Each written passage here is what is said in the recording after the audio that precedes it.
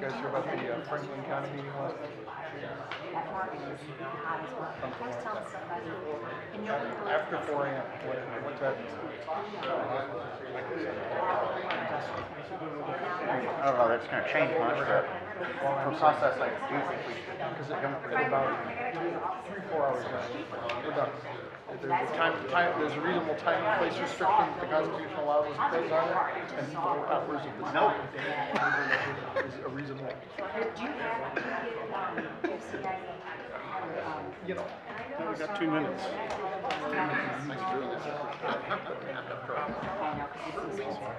If you think about it, either give me your card, I will give you subtle distinction has now been explored. That's how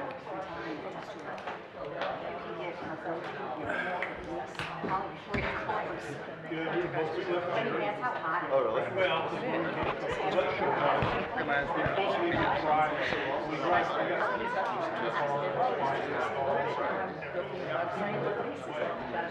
Both days, Friday, Saturday.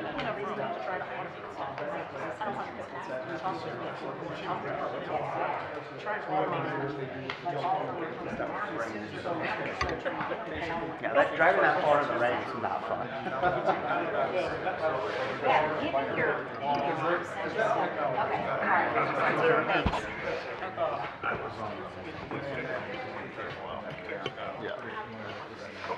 Thank you, Brett.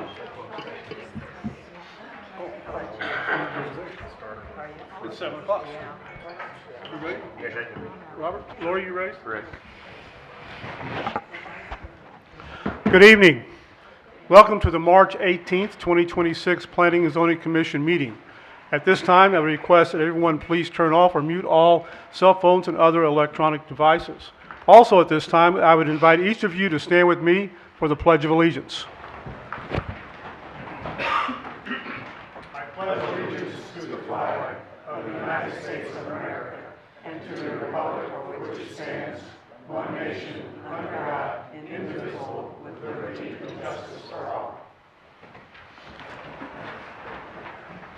Thank you. Applications for our temporary fireworks stands heard during tonight's meeting will be voted on by the Planning and Zoning Commission. The vote on these temporary fireworks stands will be final. Only a recommendation for denial would be heard by the County Council at their April 13th, 2026 meeting. Applications for conditional use permit requests and rezoning requests will be heard during tonight's meeting, and the Commission will vote on these applications and make a recommendation to the County Council. The applications will be scheduled to be introduced before the County Council at the Monday, April 13th, 2026 County Council meeting. Public comment for conditional use permit requests will be taken during tonight's meeting and at the County Council meeting on Monday, April 13th, 2026. Public comment on conditional use permit applications will not be taken at any meeting of the County Council held thereafter. Applications for preliminary plats heard during tonight's meeting will be voted on by the Planning and Zoning Commission during the meeting. The vote on preliminary plats is final. Only a recommendation for denial of a preliminary plat would be heard before the County Council at their April 13th, 2026 meeting. The following documents are introduced as a matter of record for this evening's public hearing and regular meeting of the Planning and Zoning Commission. Those documents are the Unified Development Ordinance of St. Charles County, including zoning maps, page 2. The year 2030 Master Plan for St. Charles County, which includes the year 2030 Future Land Use Plan Map, and the Rules of Order and Procedure for the Planning and Zoning Commission as adopted by Resolution 21-01. I see that we have a quorum. Is a motion to open the meeting? So moved. Is there a second? Second. Motion been made and seconded to open the meeting. All in favor, sign aye. Aye. Okay, we're in business. Before we get into the fireworks stand applications, I'll give you a little brief rundown as to how we conduct this meeting. I will read the application into the record. We will ask the staff for their report and recommendation. Members of the commission may or may not have questions for the staff. Then we'll ask the applicant to come forward and present their application. answer any questions that the commissioners may have regarding the application. And then I will open the public hearing regarding the application. If you're going to speak, over somewhere on the corner, there's a little white cards. If you're going to speak, please fill that out so that Ms. Hayes ensures we get your name correct in our minutes. If you do speak, I have to swear you in. So you swear or affirm that you'll be telling the truth in the public hearing. With our rules of procedure, you'll have 3 minutes to speak for or against the application. Once we've heard 2, 3, 4 people talk about the same thing repetitively, we've taken our notes, and so we ask someone, if you're going to speak to something different, okay? Just in the interest of everyone's time. Once we have closed the public hearing, we'll ask the applicant to come back, answer any questions that arose as part of the public hearing, and then the commission will consider the application and we will vote. That's how we generally run this meeting. The start of the meeting is going to be a little different. July 4th will be here before you know it, but here in March we're approving applications for fireworks stands. The first thing on our agenda is the approval of the 2026 fireworks stand regulations. Staff. The fireworks stand regulations proposed for 2026 have been adjusted from the 2025 regulations. The section special conditions for approval required the CUP owner or operator to ensure staff and customers followed the county and state public health orders. This was added to prevent the spread of COVID at the time. This condition no longer applies. The rest of the fireworks stand regulations remains the same. Any questions for staff regarding the firework regulations? Hearing none. We'll now open the public comment portion for the fireworks stand regulations. This is a little different than our public hearing. Anyone wishing to speak regarding the firework stand regulations? Evening. This is public comment. Go ahead, Mr. Denoff. There you go.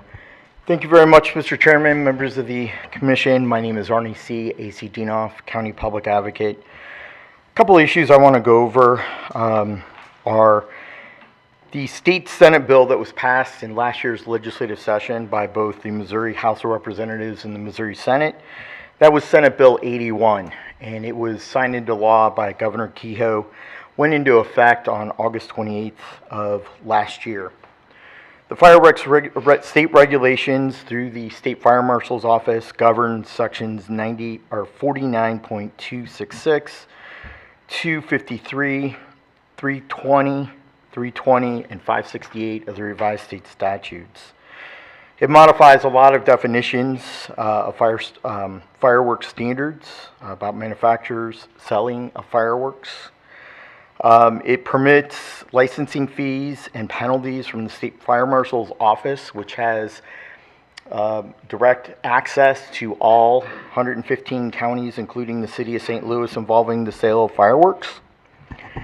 That law also stated fees be deposited in the Fire Education Fund for the Cigarette Fire Safety Standard and Firefighter Protection Act Fund. And the fire marshal can revoke or suspend any permit on evidence that there's influence of alcohol or illicit drugs or controlled substances.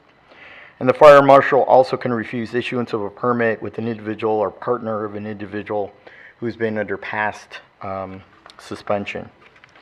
It governs some other areas.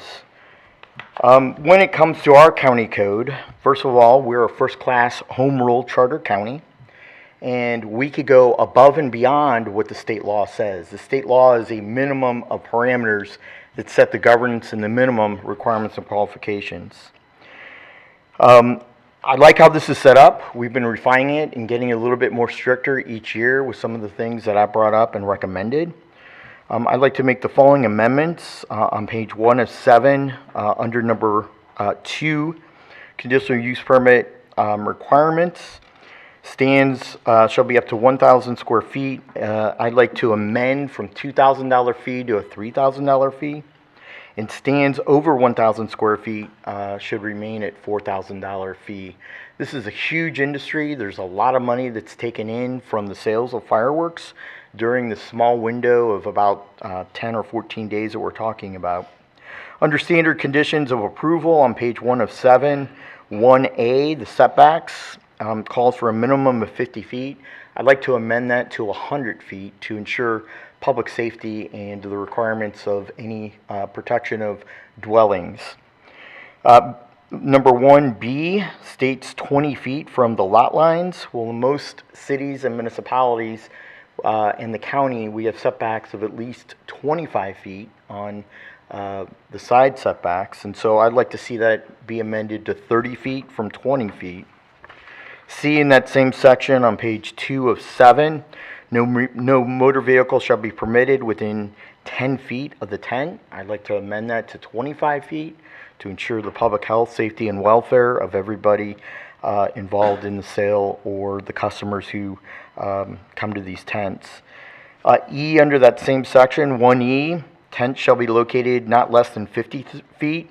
I'd like to amend that to 100 feet from the following areas: retail propane dispensing devices, above ground storage tanks of flammable or combustible liquid, flammable gas or flammable liquefied gas, compressed natural gas dispensing devices, or motor vehicle fuel dispensing devices. I think that that's a simple common sense requirement that we should amend that part of the code. Number 2 deals with interior tent space requirements. The only issue I have is 2B, where it's talking about 10 feet outside of the structure shall be the finished ground level, shall be cleared of all flammable and combustible material and vegetation. I'd like to amend that to 30 feet. I think that that is a reasonable amount considering the amount of explosives and firework that is being stored on the property. On page 4 of 7 of the proposed code, number 4A, fire extinguisher requirements, no fewer than 2 portable fire extinguishers with a minimum of 2A rating. I'd like to see that amended to be 3 fire extinguishers with at least the capability of all dry chemical and 2A rating. Moving on to page 5 of 7, storage requirements. Mr. Genoff, I'll give you one more minute. Okay. Storage requirements, I want to make sure that we're meeting all regulations of the State Fire Marshal's Office as outlined in Senate Bill 81 that was passed and signed into law by the governor. Page 6 of 7, under sales of fireworks, number 3, I have a real problem with employing children 16 years of age around explosives and fireworks and the requirement that there be a 21-year-old. I think everybody at the facility should be 18 or above, considering what we're speaking about. And finally, 4, underneath that issue, required sign, discharge of consumer fireworks is prohibited at all times in unincorporated St. Charles County. We need strict adherence, along with page 7 of 7, number 5, needs to be strictly enforced. The prohibition of sales of firecrackers, fireworks, torpedoes, bombs, pins, wheels, or fire balloons. And finally, I'd ask that we have spot checks by both our County Code Enforcement Division, our County Division of Building, and our Police Department on routine patrol to ensure compliance with all 7 pages of the proposed code. That's my testimony on that bill. I hope you approve my amendments as I've outlined them, and thank you very much, Mr. Chairman. Thank you. Anyone else have any public comment regarding the proposed fireworks stand regulations? Anyone? We'll close the public comment period for the fireworks stand regulations and bring it back to the commission. Anyone have any questions, comments, suggestions, amendments? I have a comment. Is your mic on? Is it on? Yeah, okay. The age limitation, I don't agree with. This is probably bad to say, but I was 13 working at a fireworks stand. We're not lighting them off. 16, I feel, is an adequate age. They don't need to be 18 years old or 21 to sell fireworks. They're selling them. So, Thank you, ma'am. Any other comments? Make a motion to approve the 2026 fireworks stand regulations as presented. Is there a second? Second. Motion's been made and seconded to approve the 2026 fireworks stand regulations. All in favor, sign aye. Aye. A stand approved. Before we start in with the firework applications, one thing I forgot at the beginning was to welcome Mr. Brian Nolan, who's our newest member to the Planning and Zoning Commission. So, welcome. Thank you. First item on our agenda is application FWK 26-01, which is a conditional use permit request located at 3120 West Clay Street. The property owner is TGL Properties LLC. The applicant is Citywide Fireworks LLC, Adam Vogel. The current zoning is C2, General Commercial District. The location is 3120 West Clay Street, located on the northeast corner of the intersection of West Clay Street and Goffway Street, adjacent to the city of St. Charles. This is located in Council District 6. Staff. A fireworks stand has been approved at this location since 2019, and the department doesn't have a record of any complaints submitted. Any questions for staff regarding this application? Hearing none, we'll open the public hearing for application FWK 21-06. Ask the applicant to come forward. The applicant is here.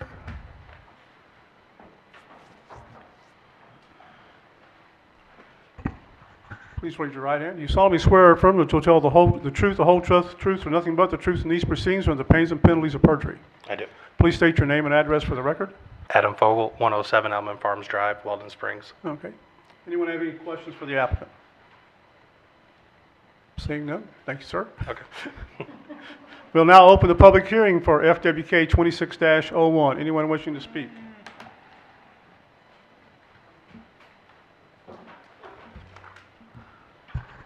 You solemnly swear or affirm that you'll tell the truth, the whole truth, and nothing but the truth in these proceedings or the pains and penalties of perjury. Yes, I do. Please state your name and address for the record. Thank you very much, Mr. Chairman, members of the commission. My name is Arnie C. A.C. Dienoff, County Public Advocate, mailing address P.O. Box 1535, in O'Fallon, 63366. I don't have any opposition to this fireworks stand. It's been in existence, as the staff person stated, since 2019. I have not heard of any complaints or any comments from any of the residential districts not too far from this location. Mr. Chairman, if you could take my previous amendments to the fire code that I presented to the commission and make that part of the minutes so I don't have to go through them, I would greatly appreciate that, and that'll apply to all the fireworks permits which I'll be talking about. I appreciate it. That'll be done. Thank you. Thank you. Anyone else wishing to speak regarding application FWK 26-01? Anyone? We'll close the public hearing. Any questions for the applicant or staff? Hearing none, the chair will entertain a motion to approve application FWK 26-01. So moved. Motion by Ms. Barr. Is there a second? Second. Was that you, Mr. Mr. Shell. Mr. Shell. Okay. Mr. Quinn, how do you vote? Yes. Mr. Niemiller? Yes. Ms. Barr? Yes. Mr. Nolan? Yes. Ms. Kirchner? Yes. Ms. O'Meara? Yes. Mr. Shell? Yes. And I vote yes. That's approved. Next is application FWK 2602. This is a conditional use permit request located at 58 West Highway Inn. Property owner is Stanley and Beth Carter. The applicant is Southern Sapphire Stephanie Gendron. Current zoning is C2, General Commercial District.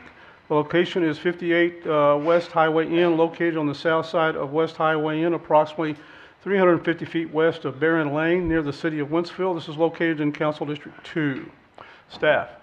A fireworks stand has been approved at the same location since 2021, and there's been no record of complaints being submitted. Any questions for staff regarding this application? Seeing none, we'll open the public hearing for FWK 26-02. Anyone wishing to speak?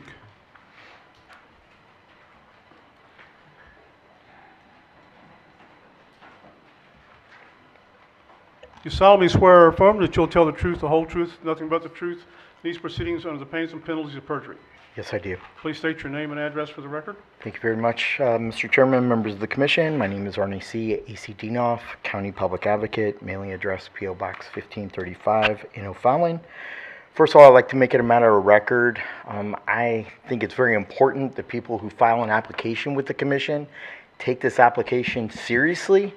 And when people don't show up personally to explain their cause or the reason why they're asking for the application, or if there's questions from county commissioners, planning and zoning commissioners, I think that shows lack of responsibility. And so I want to make it a matter of public record that it appears the applicant has not appeared before the commission.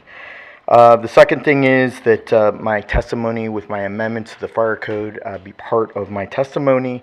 The third issue is this is on the busiest highway, an ever-growing Missouri Highway N. And I do have some concerns with traffic congestion, traffic mitigation, backup of cars trying to make a left-hand turn into this property. I don't know if there can be some signage or something to alleviate rear-end collisions or accidents. There's a number of accidents according to the Missouri Highway Patrol and our St. Charles County Police Department in terms of the congestion. As you all know, there's many homes and many neighborhoods that are growing up on Highway N without the safety enhancements in making this road a 5-lane highway similar to Highway K. It's a country road and it is lacking shoulders, it's lacking sidewalks, it's lacking a lot of the safety amendments that we need on this highly residential corridor. Those are my comments about the traffic issues. If there's something we can do to notify the public that there's a fire stand at this location, I think that'd be greatly advisable. Thank you, Mr. Chairman. Thank you. Anyone else wishing to speak regarding application FWK 26-02? Anyone? Seeing no one, we'll close the public hearing. Bring this back to the commission. And for the record, I have known the property owners for 25 years. I have no financial interest in this property or this fireworks stand. So, Chair will entertain a motion to approve FWK 2602. So moved. Oh, Jeanette. Is there a second? Second. Yes, O'Meara made the second. Motion been made and seconded to approve application FWK 26-02. Mr. Shell, Yes. Mr. Quinn, Yes. Mr. Niemiller, Yes. Ms. Barr, Yes. Mr. Nolan, Yes. Ms. O'Meara, Yes. Ms. Kirchner, Yes. and I vote yes.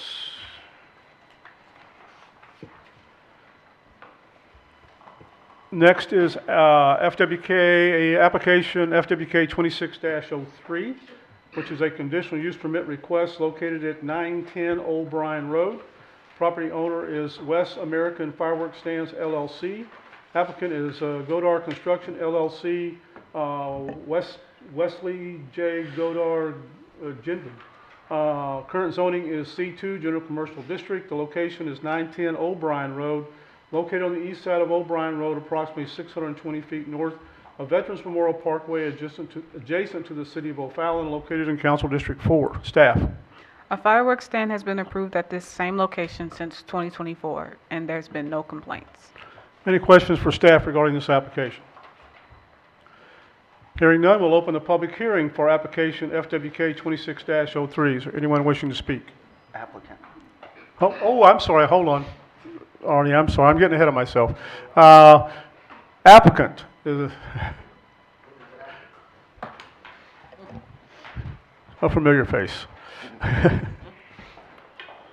You solemnly swear or affirm that you'll tell the truth, the whole truth, and nothing but the truth in these proceedings and the pains and penalties of perjury. Yes. Please state your name and address for the record. It's West Godard, number 2 Godard Court, O'Fallon, Missouri. Any questions for the applicant? Thank you, sir. It's been there since before 2004, though. It's been there since 2019. So, and I've had no complaints as far as I know since then, so. Okay, thank All you. right. Thank you. Now we'll open the public hearing for FWK 26-03. You solemnly swear or affirm that you will tell the truth, the whole truth, and nothing but the truth in these proceedings under the pains and penalties of perjury. Yes, I do. Please state your name and address for the record. Thank you very much, members of the commission. My name is Arnie C., AC Dinoff, County Public Advocate, mailing address P.O. Box 1535 in O'Fallon. This property is in a quiet neighborhood. It's at the end of a dead-end street. It abuts the westbound lanes of I-70.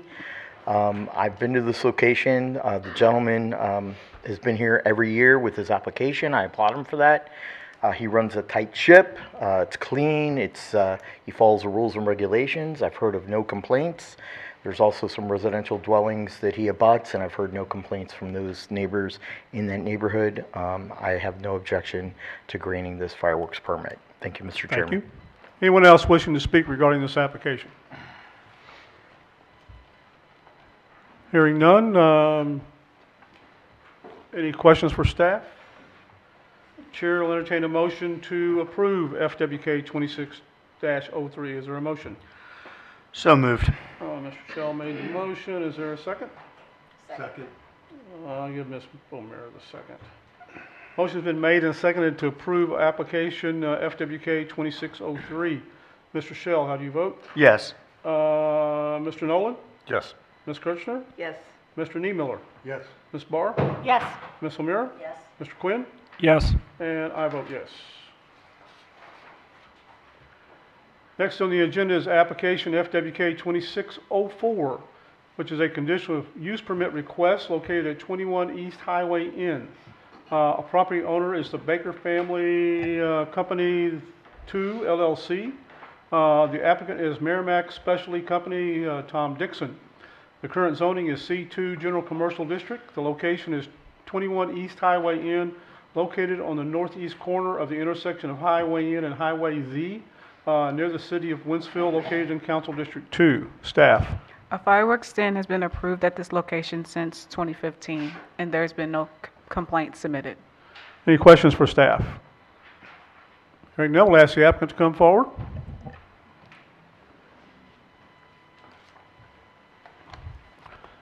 You solemnly swear or affirm that you'll tell the truth, the whole truth, and nothing but the truth in these proceedings under the pains and penalties of perjury. Yes, I do. Please state your name and address for the record. Tom Dixon, P.O. Box 305, Arnold, Missouri 63010. Okay. Any questions for the applicant? Thank you, sir. Thank you. We'll now open the public hearing for FWK 26-04. Anyone wishing to speak?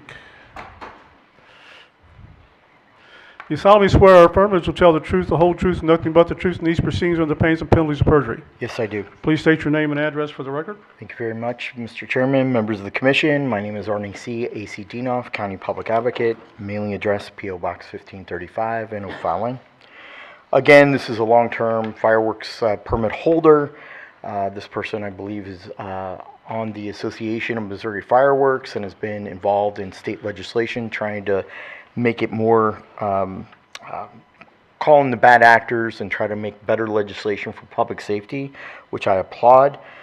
This is on the ever-growing Missouri Highway N corridor. As you all know, there's new subdivisions and new houses. There's, as a matter of fact, 30 to 50 new residences or new citizens moving into this corridor each and every week. This person keeps a tight ship, has followed all of our county codes and requirements. I want to make sure that my amendment to the fire code stand regulations that I testified to are part of these minutes and part of the record. I have no objection to granting this applicant his fireworks permit. Thank you, Mr. Chairman. Thank you, sir. Anyone else wishing to speak regarding application FWK 26-04? Seeing no one, we will close the public hearing. Anyone have any questions for the applicant? Hearing none, Chair will entertain a motion to approve application FWK 26-04. Is there a motion? Mr. Niemiller, got him down there. Is there a second? Second. Mr. Quinn, how do you vote? Yes. Mr. Shell? Yes. Ms. Kirchner? Yes. Ms. O'Meara? Yes. Mr. Niemiller? Yes. Ms. Barr? Yes. And Mr. Nolan? Yes. And I vote yes. We're getting there. Okay. Next on the agenda is application FWK 26-05. This is a conditional use permit request located at 2301 Upper Bottom Road. The property owner is Taco Upper Bottom Road LLP. The applicant is Merrimack Specialty Company, Tom Dixon. Current zoning is C2 General Commercial District. The location is 2301 Upper Bottom Road, located on the northwest corner of Upper Bottom Road and Missouri Route 364 near the city of St. Charles. This is located in Council District 7. Staff. A fireworks stand has been approved at this location since 2018, and the department has received no complaints. Okay, any questions for staff? Hearing none, we'll ask the applicant to come forward.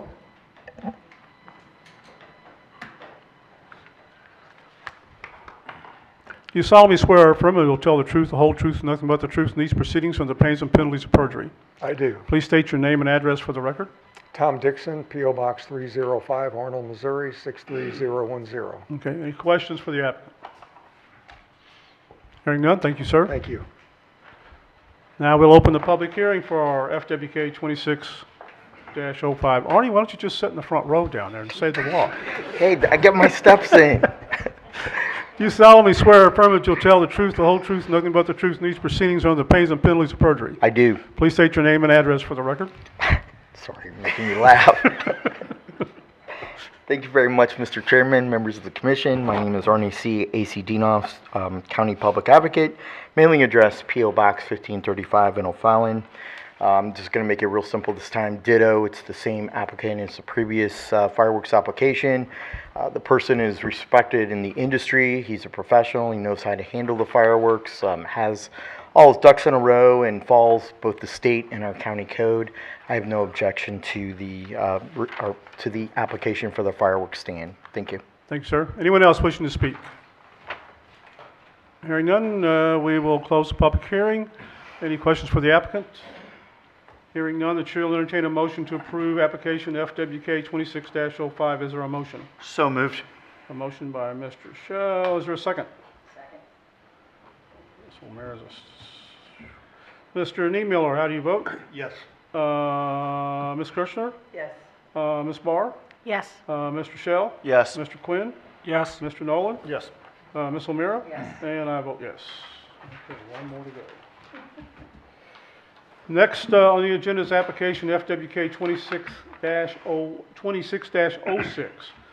This is a conditional use permit request located at 3803 Highway D.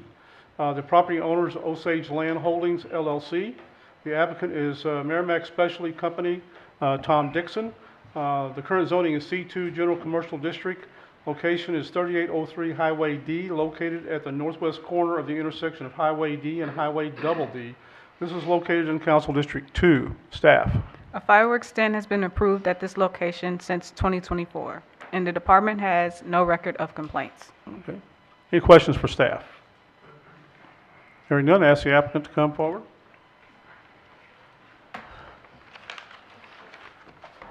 You solemnly swear or affirm that you tell the truth, the whole truth, and nothing but the truth in these proceedings under the pains and penalties of perjury. I do. Please state your name and address for the record. Tom Dixon, P.O. Box 305, Arnold, Missouri 63010. Any questions for the applicant? Seeing none, thank you, sir. Thank you. We'll now open the public hearing for FWK 26-06. You solemnly swear or affirm that you'll tell the truth, the whole truth, and nothing but the truth in these proceedings under the pains and penalties of perjury. Yes, I do. Please state your name and address for the record. Thank you very much, Mr. Chairman, members of the commission. My name is Arnie C. A.C. Dinoff, County Public Advocate. Mailing address, P.O. Box 1535 in O'Fallon. Again, this is the applicant on his third application, and ditto all my other testimony. I appreciate you making that part of the permanent record. Thank you. Okay, thank you. Anyone else wishing to speak regarding this application?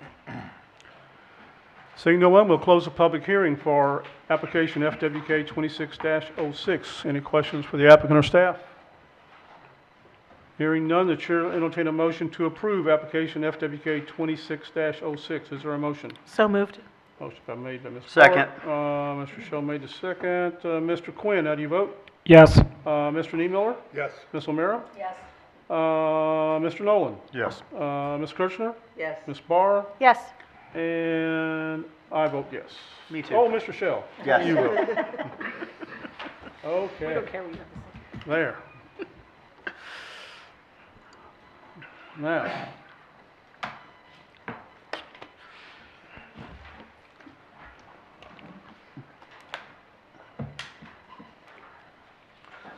the next application's a CUP 26-02.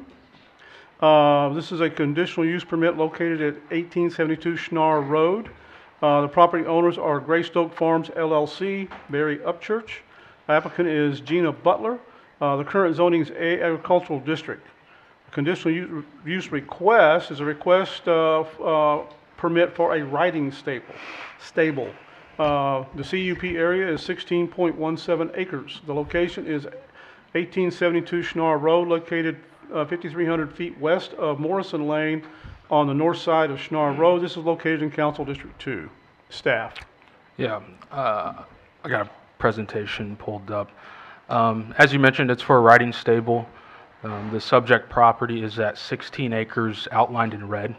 It was actually just recently split via the minor subdivision process. And the nearest homes to this property have the gold star, and they're all zoned agricultural, and they either have single-family residence or it's a single-family residence in a farm. Most of this area is rural residences with farm or vacant agricultural uses. So, as we stated, this is a riding stable, and the way we define that is outlined in the UDO, which is a facility used principally for pleasure riding, polo, or driving of horses and ponies, which may also include uses such as shows and riding arenas, and the training, hire, or sale of horses or ponies as additional uses to the principal use of the facility. So when we analyze this, this is really what we're trying to gauge the application against. In terms of the applicant's request, it's mostly outdoor pasture and paddock areas for the horses to train and mosey around at. There's going to be two buildings. One's an 8,900 square foot indoor riding arena, and then a 5,700 square foot stall barn. 16 of the 25 horses that they're requesting to have on site are going to be housed within the stall barn, and then 16 will be housed outdoors. As you saw in that definition, there's multiple things that can happen with a riding stable. According to the narrative, they're only proposing to train horses by appointment only, and then to do limited horse care and some training of the horses.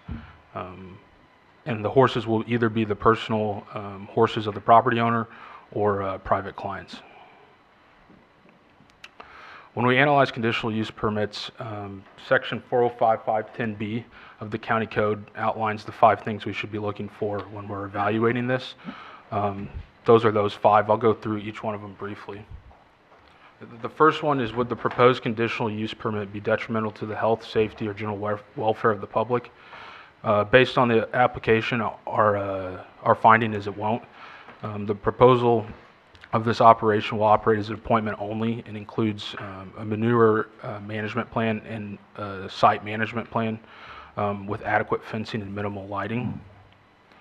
The next standard we use is, would the proposed conditional use permit injure the use and enjoyment of surrounding properties?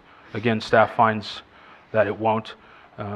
The noise, lighting, and activity levels associated with the riding stable would remain consistent with the typical rural and agricultural uses in the area. The third criteria is that, would the proposed conditional use injure the aesthetic values of the surrounding properties? Again, our finding is no. All planned structures, including the barn and the indoor arena, fencing, accessory buildings, etc., they're all going to be agricultural style facilities similar to what's already existing out there along Schnarr Road. The fourth criteria we evaluate is, would the proposed conditional use permit substantially diminish or impair surrounding property values? As with almost every conditional use permit, we have no data available to suggest that this conditional use will substantially diminish the property values of surrounding properties. Finally, would the proposed conditional use permit impede the normal and orderly development of the surrounding area? Our staff's finding is no. It's consistent with the rural and agricultural character of the surrounding area. As a matter of fact, I believe there's a handful of stables and equestrian centers out there in the vicinity as well. In terms of who we notified, the agencies on the left, standard agencies in the county that we notify. 15 landowners were in the notification radius, and we received no comments from an agency and no letters of opposition. In terms of consideration and staff recommendation, as you guys already know, you have three options: approval, approval with conditions, or denial. But with all that being said, the Planning and Zoning Division recommends approval of the proposed conditional use permit subject to the conditions found in the staff memo. Questions for staff? There are no questions at this time. We'll open the public hearing for CUP 26-02. Oh. Yeah, get my brain straight. I've been gone for 2 months. Ask the applicant to come forward.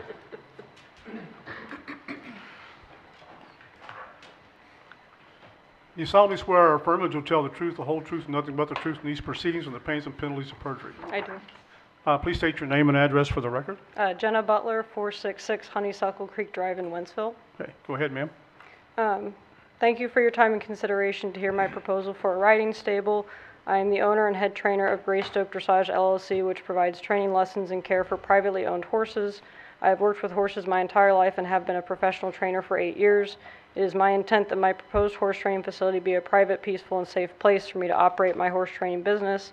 We initially intend to build a 16-stall barn and indoor riding arena, as well as associated fencing and structures for storing equipment and supplies.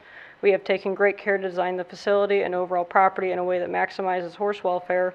Most things that would bother any neighbors or potential neighbors also bother our horses, including loud sounds, bright outdoor lighting, and offensive odors and pests created from waste. In the future, my husband and I will be building our private residence on this property. This property is not intended to be a public boarding barn with heavy traffic and associated noise. Our operations, like many agricultural and equine businesses, do require us to be caring for the horses before sunrise and after sunset. Horse care is a 24/7 commitment, especially if a horse ever becomes sick or injured. Due to the design of the facility, tasks carried out inside the barn indoor arena would not disturb neighboring properties, as they are set back a minimum of 190 feet from the nearest property line. We would like to request that condition 6 from the staff report regarding training and lessons only occurring between 7 and 8 p.m. Under the staff recommendations be removed or amended to reflect normal operations of an agricultural property.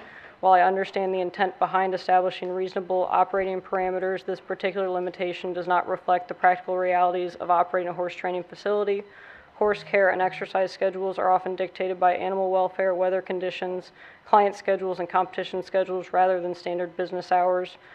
For example, horses sometimes need to be exercised very early in the morning, sometimes as early as 4:30 or 5 a.m. prior to traveling to competitions. In the summer months, early morning lessons and training rides are common in order to avoid excessive heat for both horses and riders. Similarly, evening riding may occur after sunset once temperatures have cooled. Many of my clients also work traditional full-time jobs which require me to be available for early morning lessons and into the evening. These are standard and widely accepted practices within the equine industry, including local barns throughout St. Charles County. Thank you for consideration regarding my full proposal and the amendment. Okay, thank you. Questions for the applicant? What was the time you wanted to change it to? Preferably like 4:30 to 10:30 p.m. It's not common that we're working those hours, but there are certain days of the years that it does happen at those hours. Do we even need it at all? There is some previous conditional use permits that don't list any hours, and I have an example of that if you want to see that. Does training horses and lessons, does that cause a lot of noise? Are you No. yelling? Is it pretty No. quiet? No, it's supposed to be a very I would quiet, imagine you wouldn't be yelling at the horses, but No, just it's not checking, supposed to. Just feed them apples. I guess I'm just trying to figure out if there's anything that would disturb your neighbors. No, honestly, from I that don't think situation. anyone should know we're even in the building if I'm working them. Actually, if a horse has to be worked at 2 a.m. in the morning and it's an indoor arena, Right. more power to you. Right. I don't know that that's. I don't want to be there at 2 I don't a.m., want but to. yeah. But Well, it doesn't- I'm I just mean, questioning if we need it at all listed in here. No, I understand that. I guess my question is, it's not always going to be indoors, though, right? Sometimes you're going to be outdoors. Not at 4:30 in the morning. Okay. Well, my concern is the average person is probably not going to know whether you're training a horse or whether you're up at 2 a.m. because you're delivering a baby, right? Yeah, the So, horse is sick or something. I mean, there's so many things. My recommendation, honestly, I sympathize. I grew up on a farm myself. I know what you're going through. Like, I probably wouldn't have restrictions on hours. I mean, it's not something that's gonna disturb the neighbors, so I mean, the whole point of a You don't- restriction is to keep people from being disturbed. Right. You don't know when you're going to get the call. And I don't know if the average person is going to know the difference between you walking a horse out and feeding it or training it. So they're going to, I would think people would try to classify everything as training when you're going to be up at 5, 6 a.m. feeding probably every day, I'm assuming. So how would your neighbor know whether you're training or feeding? I think it kind of, I think too there's much gray another area. There's another interesting take on this. I mean, we don't generally do a lot of agricultural stuff anymore in St. Charles County, not a ton. But those of us who live in subdivisions can drive our cars whenever we feel like it. And horses traditionally and historically have been a form of transportation. If you want to take your horse out riding, that's quieter than starting up your car and driving. So I don't see why there should need to be a restriction on you using a form of transportation, or, if we want to take our dog out or something, there's no rules against that. So I can see that. I have a question about the proposed recommendation number 8, no more than 25 horses shall be permitted on the property at any given time. I believe somewhere there was going to be, in the staff report, a mix between personal horses and, let's call them private for now. Is that still your proposal? The 25, yeah. Okay, That'd be total horses, my horses, client horses. Okay. Yeah. My question is, should we note that in the recommendation that this 25 is both a combination of both personal and private? I mean, it just says. It says horses, 25 period. horses Yeah. permitted on the property at any time. Yeah, So I think any we'd horse, probably be yeah. okay. it's really up to you what you'd prefer to do. Okay. A horse is a horse, of course, of course. I mean, my concern about number 8 is what if she buys the land next to her and then it becomes one parcel? Why should she be restricted at 25? It almost needs to be horses per acre, in my opinion.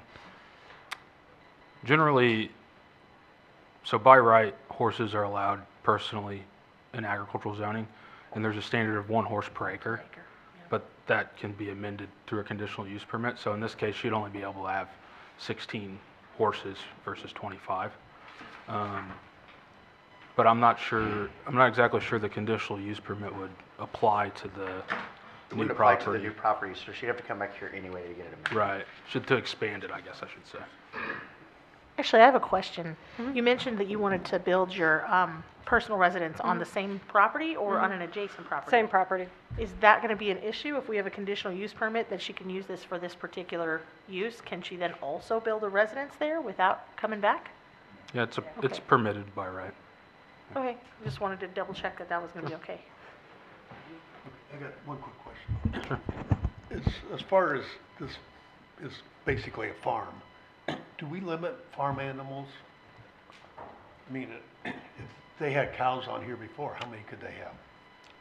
Does the county I limit? don't have a good answer for that. I know there's something in the definition somewhere, I think, that our code takes from the Department of Agriculture at the state level about how many animals, agricultural animals, but I don't know that off the top of my head.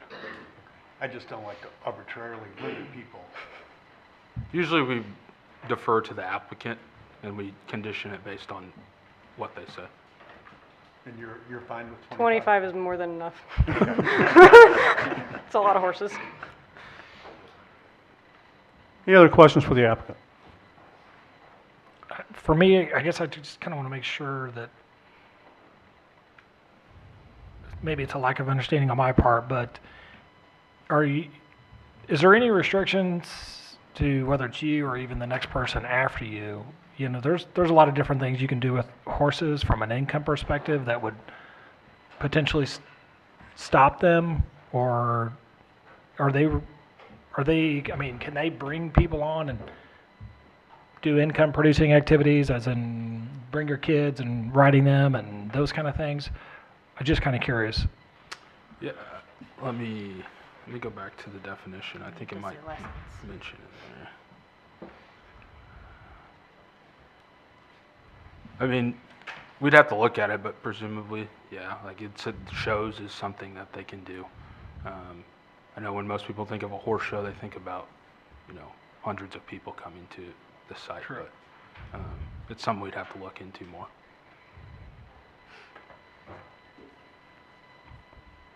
Any other questions?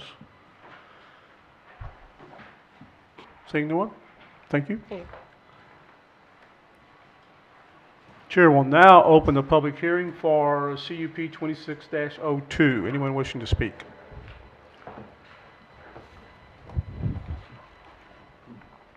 You solemnly swear or affirm you will tell the truth, the whole truth, nothing but the truth in these proceedings and the pains and penalties of perjury. Yes, I do. Please state your name and address for the record. Thank you very much, Mr. Chairman, members of the commission. My name is Arnie C., A.C. Dienoff, County Public Advocate, mailing address P.O. Box 1535 in O'Fallon. St. Charles County was built on agricultural. Our history and our roots date back to when we had probably 95% agricultural uses. I believe the government has a role in a particular area, but when it comes to agriculture, I think the county needs to back off and be less restrictive. In reference to this applicant, I'm glad that the applicant had the gumption and the fortitude to stand up for our application, and some of the commission members questioned staff's recommendation. It's very important that we don't put too many restrictions or too many restraints or covenants upon private property owners. I'm a big believer in St. Charles County property owner rights, and that property owner rights are smarter than government, and that they know what the rules and regulations should be for their own property. I also have concerns with number 6 and 8 on the staff conditions. Number 6 restricts the applicant's hours of operation from 7 a.m. to 8 p.m. I think this is way too restrictive. If any of you have been on vacation and ridden horses, you want to get up before the crack of dawn, get on the horse, and get out before the sun even comes up to enjoy the sunrise. And so I would like to see a minimum of 5 a.m. until 11 p.m., 7 days a week. And I think I really don't think an hour restriction should even be put on the conditional use permit. I think that should be up to the property owner rights. I'll tell you what, a horse sounds no different than a cow, a goat, or other farm animals that are walking on the property at 4 or 5 a.m. in the morning. And I would imagine the closest, I looked on the map and I couldn't even find on the map where the closest residence is that somebody could possibly be disturbed. People that I know that ride horses aren't going to be having a party or act wild or play loud music. They want to enjoy the scenery and the beauty that St. Charles County rural districts have to offer. And they want to enjoy nature and get in touch with nature. And I don't think they're interested in partying at that time of morning or even at the night when they're riding a horse. The next issue is number 8 of the conditional use permit that staff has placed a recommended condition. The number of horses, guess what? That should be up to the owner's right. If the owner wants to have 50 horses on her property, then they should be able to have 50 horses on their property. It's not government's right to be intrusive and to tell them what kind of farm vehicles that they should have or how many vehicles that they need to run their farm operations. I believe, and I saw the professional applicant who put in time and effort and wrote her business plan, and I'm very impressed that she filed that information with the County Planning and Zoning Division. It's up to her of how many horses that she can handle and take on, and I don't think she should be restricted to any number. And so I would ask the commission gracefully that you remove both number 6 in its entirely, and number 8 in its entirety of the conditional use permits. Our County Division of Planning, in my opinion, has gone too far with this applicant, and my apologies to the applicant. I believe government's role is to protect the health, safety, and welfare, but when it comes to agricultural areas, when there's no residences involved or subdivisions or neighborhoods even remotely near this facility, I just say you need to back off Planning and Zoning Division and let the applicants have the enjoyment and the pleasure of owning their own property and setting their own rules. For those reasons, I'm very supportive of this conditional use permit. It goes to our heritage of our county, and I ask that you remove number 6 and 8. It is in its entirety. Thank you. Anyone else wishing to speak regarding this application? Seeing no one, we'll close the public hearing, and for the record, number 8, the number 25 of horses to be permitted was at the suggestion of the applicant, not the staff. Ask the applicant to come back.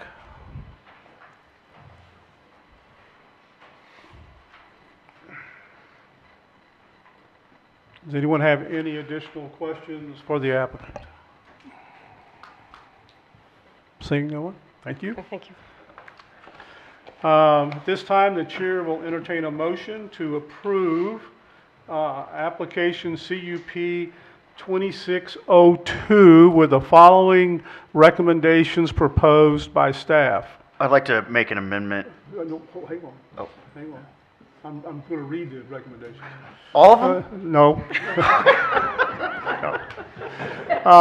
My motion is we approve it with recommendation number 1, number 2, number 3, number 4, number 5, number 7, number 8, and number 9. And that's your motion? That's my motion. Second?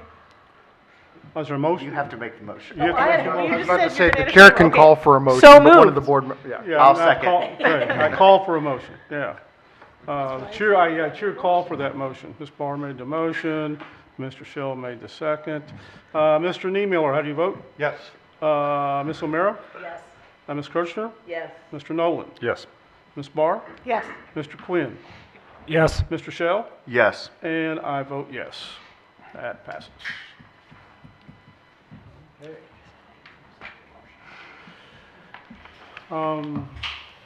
Next on our agenda is application RZ 26-01. This is a rezoning request for 5304 Guttermouth Road. Property owner is Edward G. Lightkin Family Revocable Intervivos Trust and the Kepler Family Revocable Living Trust dated September 15th, 2015. The applicant is McKelvey Homes. The surveyor is Vol Surveying. The current zoning is R1 Single Family Residential District to R1D Single Family Residential District. The location is 5304 Guttermouth Road, located 2,000 feet east of the intersection of Guttermouth Road and Highway 364 on the south side of Guttermouth Road. This is located in Council District 3. Staff. Good evening, Commissioners. Just want to note that this rezoning application is related to the next one, the next preliminary plat on the agenda, so there may be some overlap in my presentation. Okay. So this subject rezoning consists of 3 parcels totaling 9.45 acres of land, which is currently zoned R1A with minimum 1-acre lot sizes. The proposed zoning district is R1D, which would allow for 10,000 square foot minimum lot sizes. There's 3 subject parcels. One of them is occupied by a dwelling and 2 accessory structures. Those would be demolished, and the other 2 pieces of land are open, vacant. The surrounding land uses include larger lots to the northwest. Those are roughly 3-acre lots. And then to the east, south, and some of the north, there is subdivisions with lot sizes that would be similar to the one proposed in this rezoning.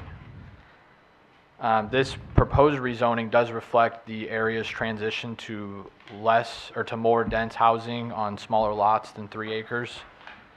The subject property fronts on Guttermouth Road, which it would be taking access from. This road is currently being upgraded by the county right now.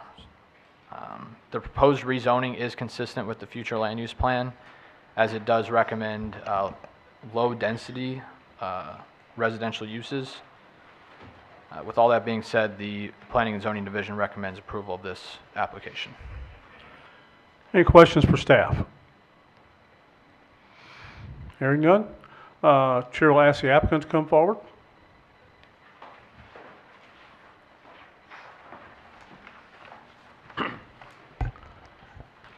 You solemnly swear or affirm to tell the truth, the whole truth, and nothing but the truth in these proceedings from the pains and penalties of perjury. I do. Please state your name and address for the record. Jeff Taylor, 424 Southwoods Mill Road, Suite 110, Town and Country, Missouri. Okay, go ahead, sir.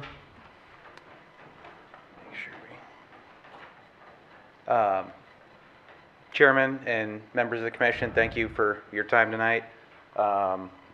This is a 19-lot proposal on right around 9.5 acres, 9.45, I believe. We are proposing our designer series homes, which I'll show you a few here in a moment. A little bit about McKelvey. We are the longest standing builder in Missouri. Been around since 1898. And then for the last 25 years or so, Jim Brennan, about 25 years ago, purchased the company from Bob McKelvey when he was looking to transition out of residential real estate. We've kept the McKelvey name. It has stood for quality throughout the years, and the Brennan family is continuing that tradition here in St. Louis. As you can see, we've come a long way since the early years. We don't move dirt like this anymore. Everything has an engine now. Kind of funny with the application before this, having horses involved in, talking about how operating a farm. So, and then why McKelvey? So we're always picking prime locations. As I think many of the neighbors would agree, because they chose to move there too. This is a prime location off Gudermuth Road, currently in unincorporated St. Charles County, but in the Cottleville area. Many of these neighborhoods have been annexed into the city of Cottleville. And then our superb designs. So we've continued to update our designer series of homes over the years, add some new plans. Things of that nature, update the elevations with the times and color schemes and so forth. We're always looking to improve the quality of the materials that go into our home and hire the best craftsmen to build our home. And our personal service, I think, is what sets us apart from a lot of the other builders in St. Louis. The Brennan family gives out their cell phone numbers to every single one of our homeowners. And we're always willing to speak with the public, meet with the public before we do a development. So about a week ago, we held a meeting at Old Hickory in one of their meeting rooms. Met with some of the residents. We invited the Estates at Timberleaf HOA members, as well as the Prairie Bluff HOA members, and heard some of their feedback there, which I think you'll probably hear some more of that tonight. We'll take some of those things into consideration. We understand their concerns, you'll hear from them tonight, and we'll be happy to answer any questions. A little bit of our history here again. One of our very, very early developments, obviously before the Brennan family purchased the company, and then some of our other designs over the years. So the designer series, so here's one of our elevations. The LaSalle is one of our most popular ranches, about 2,800 square feet. 3-car garages are included in all of our designs. And then you have the option to add additional bedrooms, bathrooms, things of that nature. We do allow pretty much full customization if a customer wants to do that. And some of the interiors that you see here, taller ceilings, open floor plans. This is Muirfield, a 1.5-story plan that is very popular as well. Some interiors of that one as well. And then the Turnberry, which is one of our largest plans, another 1.5-story plan with a master down. These are our 3 most popular plans. There are 6 or 7 other plans in the portfolio there as well.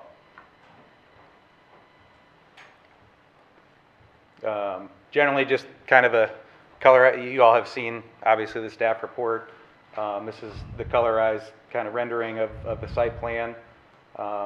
This is what we shared last Wednesday with the residents as well. It kind of shows the bright green areas. They're showing our common ground areas. There is proposed to be 2 detention basins on the property to handle stormwater. And generally, those are going to be held at some of the lowest points of the property because that's the way the stormwater goes, and we're not trying to force it in a direction that it's not wanting to go.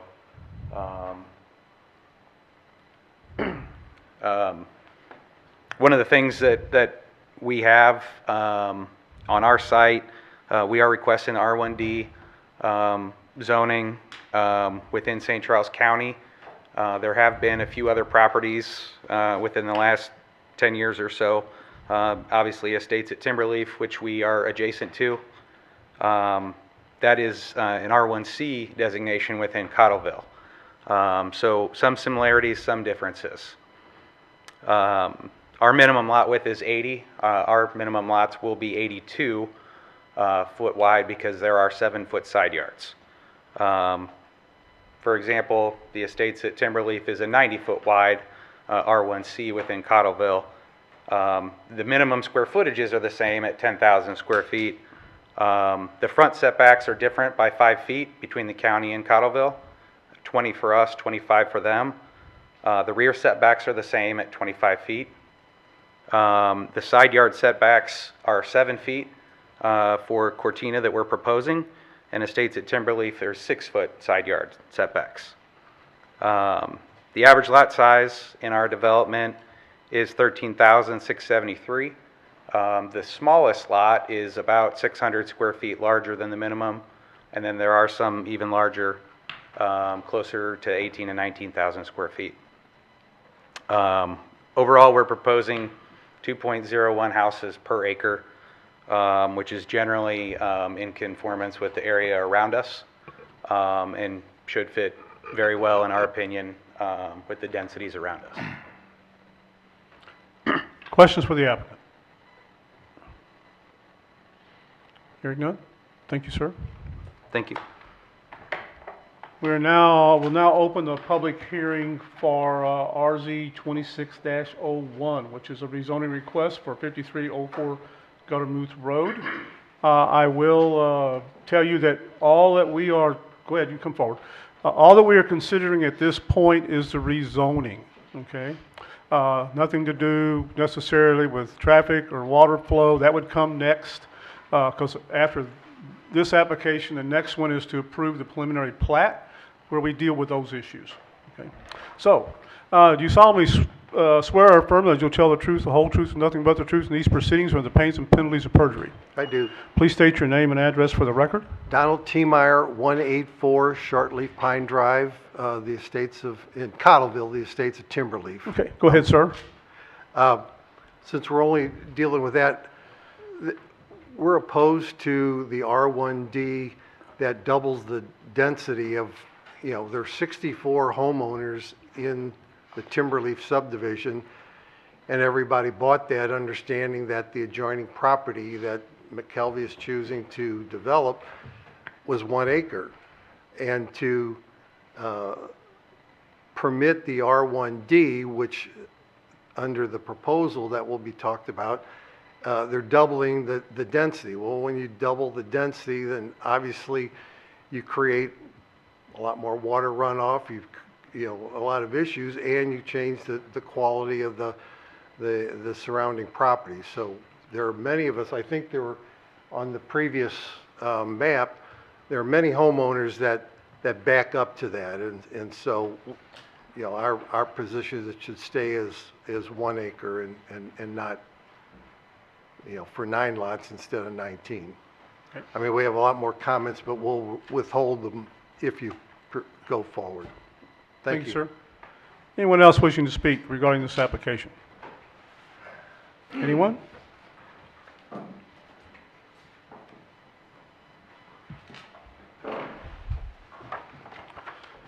Do you solemnly swear or affirm that you will tell the truth, the whole truth, and nothing but the truth in these proceedings from the pains and penalties of perjury? I do. Please state your name and address for the record. I'm James Henry. My address is 113 Shortleaf Pine Drive. Go ahead, sir.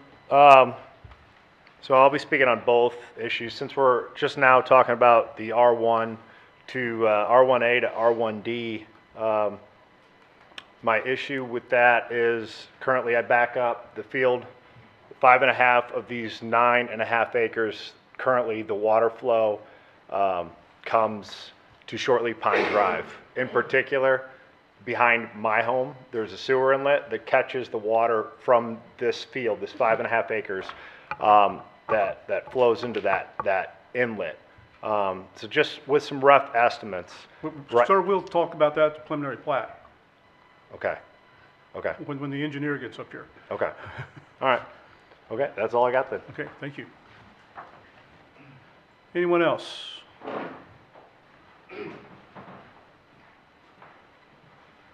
Hi, my name is Shay Hicks. I have to swear you in. Yes. There you go. You solemnly swear or affirm that you'll tell the truth, the whole truth, and nothing but the truth in these proceedings on the pains and penalties of perjury. I do. Please state your name and address for the record. Shay Hicks, 105 Shortleaf Pine Drive. Go ahead, sir. Yeah, I know these issues are two separate on the agenda, but they're related, and they're related for a lot of reasons. A lot of the things that these people have come to talk to tonight relate to all the problems that this neighborhood, as proposed, is going to cause our surrounding neighborhoods.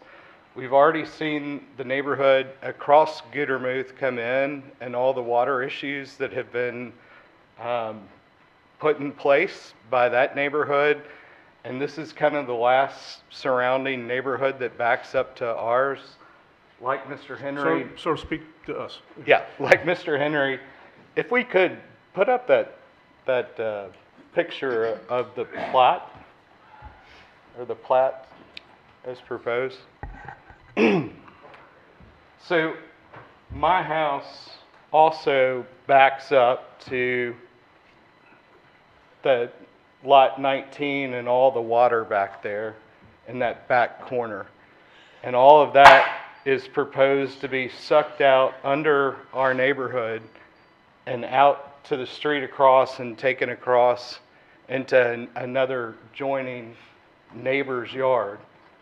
The problem with that is we're on a hill. And I recognize it's two separate issues, but you can't separate the two when you consider the fact that we're here tonight to talk about the neighborhood as a whole, not just, allowing them to expand, and then we'll get into that issue. We want to combine these issues and talk to them as a whole. Now, to McKelvey's credit, they have started conversations with us previously and have invited us to basically meet with them and discuss concerns. I have no problem with McKelvey. I think we can work out some of these issues before, but I urge you not to rush into approving something that's going to cause more problems, not only for our neighborhood, but for the surrounding area.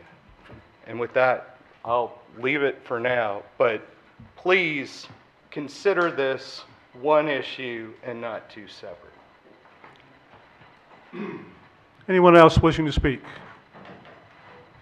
Drop my card off yet. You solemnly swear or affirm that you'll tell the truth, the whole truth, and nothing but the truth in these proceedings on the pains and penalties of perjury. Yes.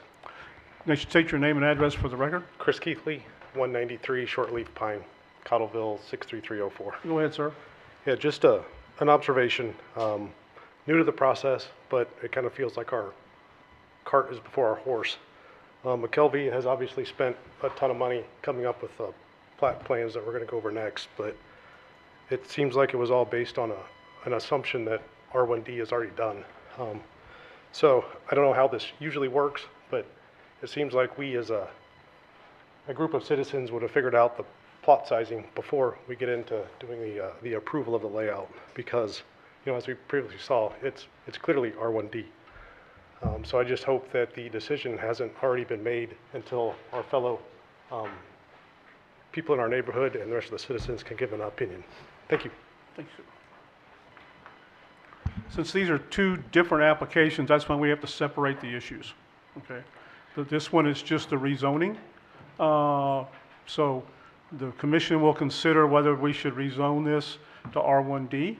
And then after that, we will have the other application, which addresses the issues of ingress, egress, traffic concerns, water, flow, those types of things. But we're required to separate these issues. Can I make a little bit of a clarifying comment? So this particular thing that we're voting on now is just basically for the lot sizes. It's like, do we want to have 1 acre lots, or do we want to have minimum 10,000 acre lots? That's really the only thing we're voting on now. The next thing, when we talk about the plat, assuming that this were to pass, would be then about the how. So exactly how it can be built, where the water runoff goes, all of that kind of such. Understood? Can I address that? No, she has the floor. You solemnly swear or affirm you will tell the truth, the whole truth, and nothing but the truth in these proceedings and the pains and penalties of perjury. I do. State your name and address for the record. Christine Summers, 205 Shortleaf Pine Drive, Cottleville, Missouri. Go ahead, ma'am. So I just want to make sure it's clear. Why we're so concerned is it exasperates the problem if we double the density of the houses. As we show here, or they took it off, but if you double the amount of houses, you get double the houses, double the driveways, double the road. All that now is going to be watershed, and I know that's our next discussion. But the point is, if we approve that we're going to double the density, that exasperates the next discussion we have. So I think the cart before the horse was a really good point. Because if we say, okay, go ahead and double the density, we've now just made the next conversation that much more exasperated and difficult to solve. So that's why we're really trying to hold back this step, because it's just going to make it that much worse for the next discussion as far as watershed. Thank you, ma'am. Anyone else wishing to speak? You've already spoken.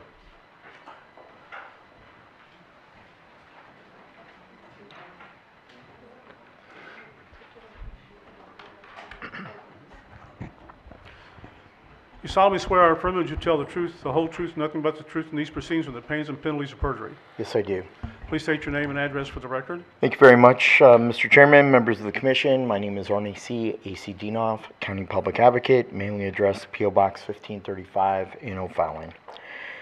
Our county codified code, chapter 405.090, subsection I.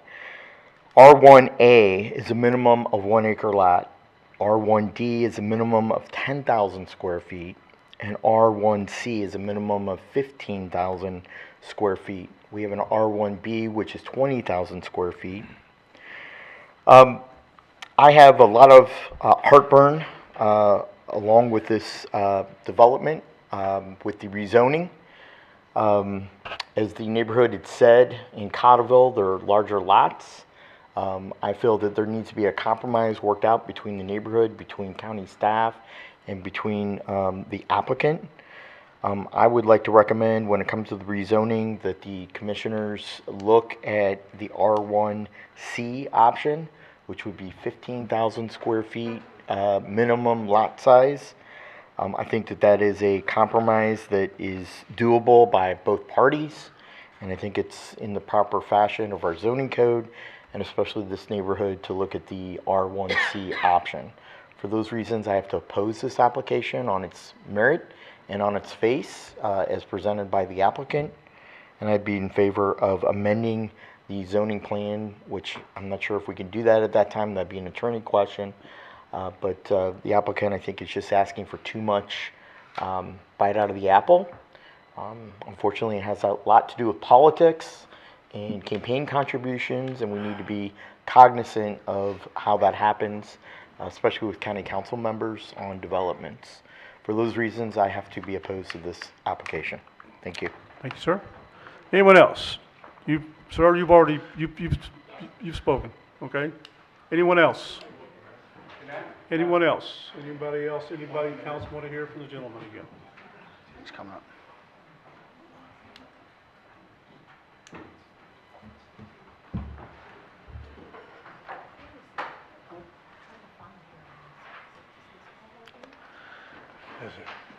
You solemnly swear or affirm that you will tell the truth, the whole truth, and nothing but the truth in these proceedings with the pains and penalties of perjury.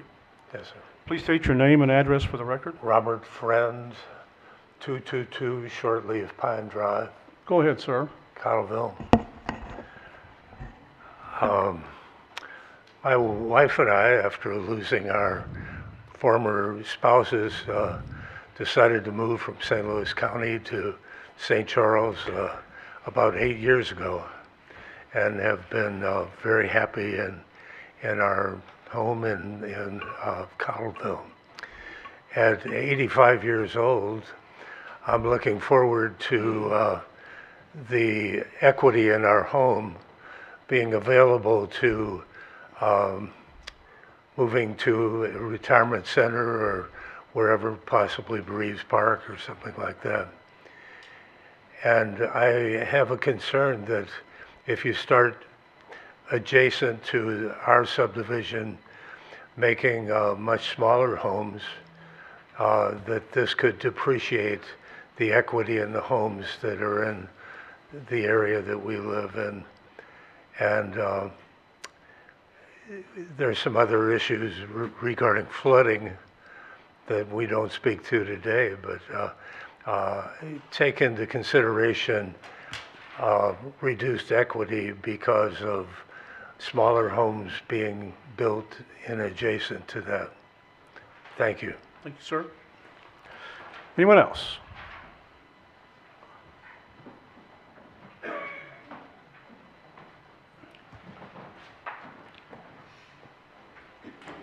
You solemnly swear or affirm to tell the truth, the whole truth, and nothing but the truth in these proceedings with the pains and penalties of perjury.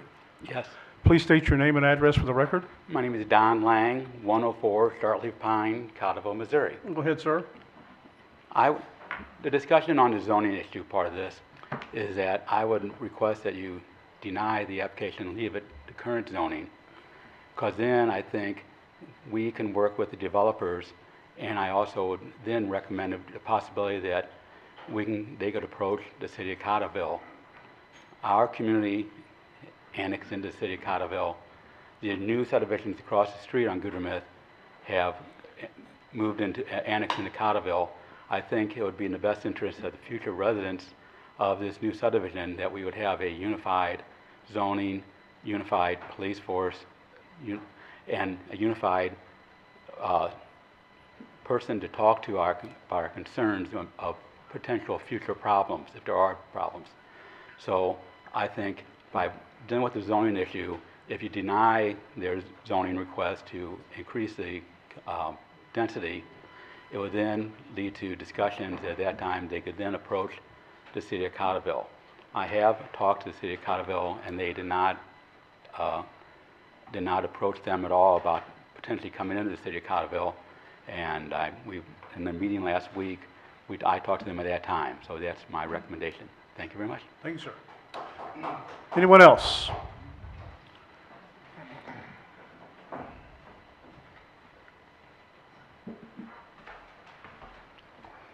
You solemnly swear or affirm that you'll tell the truth, the whole truth, and nothing but the truth in these proceedings with the pains and penalties of perjury. I do. Please state your name and address for the record. My legal name is Sharon. I go by Sherry Hickey. My address is 109 Shortleaf Pine Drive. And I am up here just to ask if you would please consider tabling this decision until we go to the next part, because they are so related. And going from 19 down to 8 or 9 houses corrects a lot of the concern that we have with this project. And so could you please consider tabling this until we get to the other part and hear the whole picture? Thank you, ma'am. Anyone else? Anyone else wishing to speak regarding application RZ 2601? You solemnly swear or affirm that you will tell the truth, the whole truth, and nothing but the truth in these proceedings on the pains and penalties of perjury. I do. Please state your name and address for the record. Terry Emerson, 101 Shortleaf Pine Drive in Cottleville. While we obviously have a resounding request for denial for this, we understand that development, for the sake of, there's always going to be progress, and we understand the land's going to be developed at some point. That's not the question. I guess I'm kind of echoing Sherry's remark to table this, but table it for a week. Let us work something out. Let's figure out something. Let's give them a plan B to come back to this with a different plan Because you're right, you can't go from all of these, from where it's zoned right now, and the issues that the previous developers of our neighborhood had, for there to be a way for it all to, they are two related. So to not have that sponge anymore, to be fractioned down from all of the development, if you're gonna go from what it's currently zoned at to much larger zone, like to where we don't have the sponge to soak up all that rainwater, that's the problem. So that's pretty much it. Anyone else?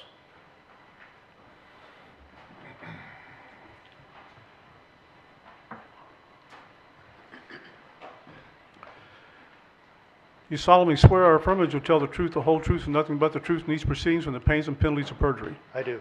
Please state your name and address for the record. Steve Monson, 201 Shortleaf Pine Drive, Cottleville, Missouri. Go ahead, sir.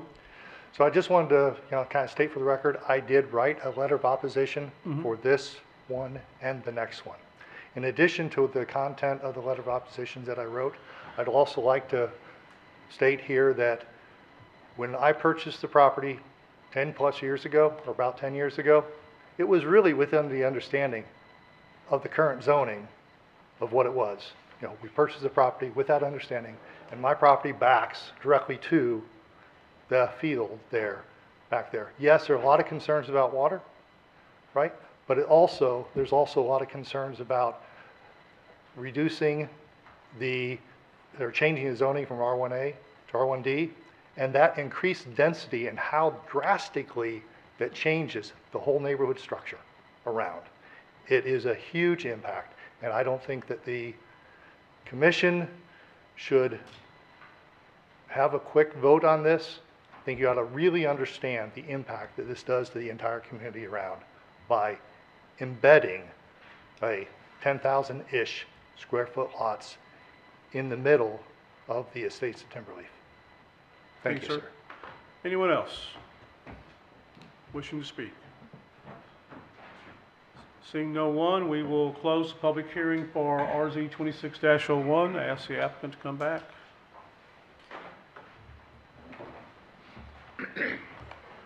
Any questions for the applicant? So a couple of things. I'd like you to kind of point out, and you may have done so already, but we've talked about a lot. Can you compare for us the home size that you're planning to build and the lot size that you're planning to build with the home size and the lot size average in the neighborhood that's going to be surrounding you? Yes, so the size of the homes specifically are very similar to what Lombardo built in the estates at Timberleaf. So our designer series essentially competes side by side. So like how many square feet are we talking? I think the smallest one is 2,200 to 2,300 square foot. Okay. And the largest one would be over 4,000 square feet. Okay, so very similar to, because we've talked, some people have talked about, okay, well, these are smaller homes, so Yeah, your they're contention is that they're similar homes. correct. Okay. And what about the lot sizes? So the lot sizes, and I think obviously staff prepared the median lot size is around 13,000 square feet. So obviously when you look at the median, it takes out the very far fringes. So when you look at the estates at Timberleaf, so the minimum is also 10,000. There are some lots that are So they're- close to you 10,000. mentioned they were R1C. but that's R1C a in the different city in of Cottleville, Okay. which is a minimum of 10,000 square feet. Okay. Um, So essentially the same zoning. Yeah, and so as far as side yards are considered, as the closeness that the houses can be on the side there, there would be a minimum of 14 feet in between the houses. It's going to depend on the plan. So many of our houses are 68 feet wide, and so the minimum a lot could be is 82 feet wide. So it's actually above what the minimum is already as far as width. And how does that compare to the estates at? The estates at Timberleaf is 90 feet wide Okay. with 6-foot side yards. Oh, so So there's you're 12 actually feet minimum in between the So homes. you're actually going to have more space in between your homes. We're going to have an additional 2 feet Okay. at a minimum in between for the minimum in between the houses. You know, a lot of that's determined on, you know, the layout of the lots and outside curves versus inside curves and corner lots and things of that nature. So, There's been a lot of discussion about water runoff, and I understand that this is in the next section, but I want to specifically bring it up because I find it curious that it's being mentioned so often, and it makes me wonder, especially because of some of what the residents have said about the issues that their own builder has had, and obviously that has nothing to do with you. But is there already a water problem that's happening now that they're afraid that you're going to exacerbate? so just to kind of give you an idea, is this red, the pointer? Is that? Okay. Can everyone see the dot up here? Okay. So one of Timberleaf's basins is right here, and there's a flared end that comes out of it. It's a dry basin, just like what we're proposing here and here. So one of the things is that we cannot do is take our stormwater through our basin. So we are proposing to take that water that's going through their basin first, being detained, being released slowly. It will go into this storm system that is separate from the rest of the storm system, and it will be piped all the way down here around our basin and come in,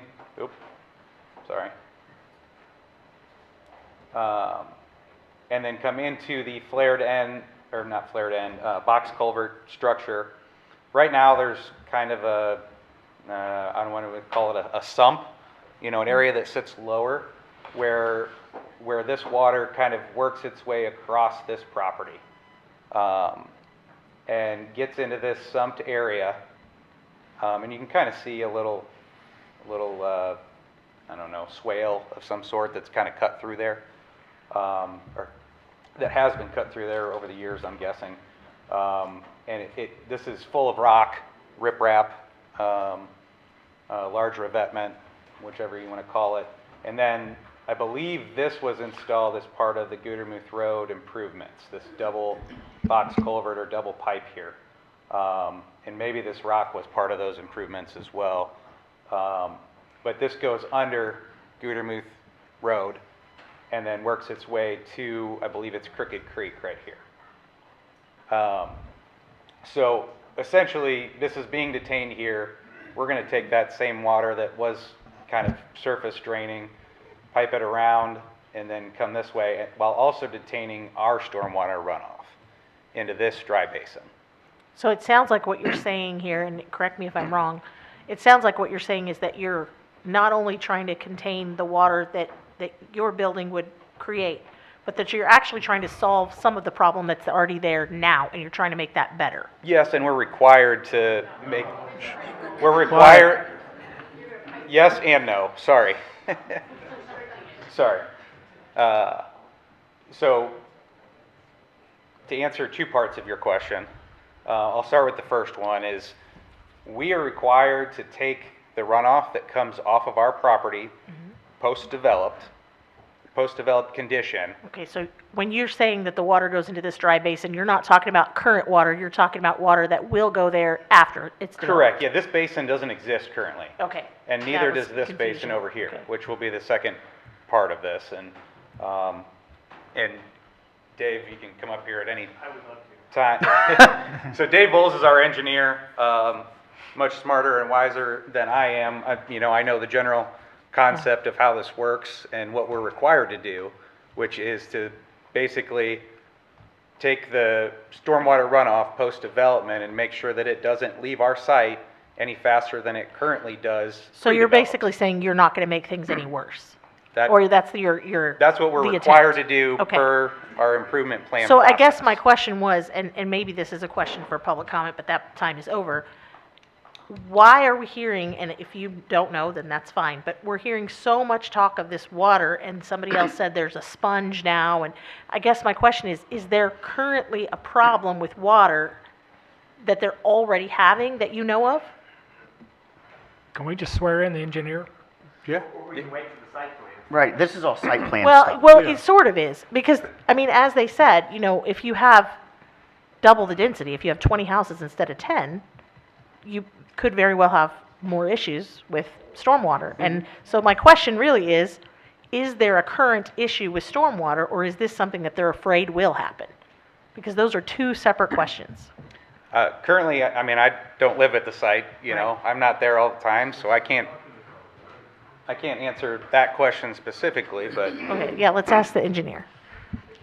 You solemnly swear or affirm that you'll tell the truth, the whole truth, and nothing but the truth in these proceedings under the pains and penalties of perjury? I do. Please state your name and address for the record. My name is David Voles. I'm with Voles Engineering, and our address is 10849 Indian Head, St. Louis, 63132. Okay, so you can go ahead and answer.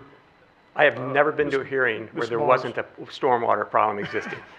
I hear Everybody says that, and that's true. Water runs downhill, and it goes onto other people's sites. I'm not sure how detailed you want me to get into at this point, but I can tell you that, you know, we had previous meetings with the residents, and they pointed out a lot of problems. And one resident in particular pointed out that there's many springs that they think are around here, and particularly, I brought my own pointer. Got to turn it on, though. Particularly right here underneath, they have a wall right here, and there's a spring there. So I've heard about many, many springs, which we're going to point out to our soil scientist, the soils engineer, who will evaluate that. But when I'm up here presenting the site plan, I can talk about this detention basin and this detention basin and where the highs and lows are. But you know, this water basically, and I'll describe how detention works, goes into a closed system. So that inlet right there, instead of sheet flowing off here into these properties here, we're going to discharge into an enclosed system, into a pipe. Right. So it's going to cause less water to affect these houses because it's going to go into a pipe rather than going into their yards. So you can laugh, but that's the truth. So your R1D is a quarter acre roughly. Correct. 10,000 square feet, roughly quarter acre. Now you have 9 acres and you're talking about 19 homes, which is on average half an acre per lot. Now obviously there's some common ground, so they're going to be smaller than that. But theoretically, if all of it was perfectly flat and you didn't have to worry about any of that, theoretically you could do, what, almost 40 homes on this at R1D. You're not planning on doing that. Is there a reason why you're wanting R1D as opposed to R1B or R1C? Is that to basically make it so that you can do your 19 homes and still have your common ground and So everything? the R1D allows 80, the product that they want to build on here, which is their designer series, which is a really nice home. It's the ones that you see at Inverness. It's a really nice home. It takes an 82-foot wide lot. And the code for an R1D is an 80-foot lot, so we're going to make these lots 82 to fit that house. So that's the zoning district we need to fit the house that we're proposing right there. And by the way, the density that we're proposing on this is 2.0 units per acre, which is less, even though these lots are 90 foot wide, theirs is 2.3 units per acre. So we're actually proposing less density. And I would also point out that the master plan, the comprehensive plan, already envisioned this. So I understand people bought and it was zoned R1A at the time, but the comprehensive plan that the county has approved and that's been in existence, you know, for many years, envisioned this being rezoned to actually more dense than this. So that would be all I'd have to say. Sir, it's not the right time. Hold on. And I could describe how the detention works. No, you're fine. I'm just trying to figure out, like, because it was mentioned so often, if you knew if there was something that was already happening that we don't know about, you know? I guess I just want to clarify, from your perspective, you feel like the water situation will be better with what you're building than what it is today? I do. Okay. I do think that. And I'll explain that when I'm talking about the site plan, how the detention basin works. Any other questions for the applicant? What's your price point for these houses? So we expect these to be very similar to what we're selling for in our Inverness development, which is at Bryan and Feisey, not too far from here. And our finished pricing has been anywhere from, you know, the mid-7s to over $1 million there. So similar to the surrounding subdivision. Very similar.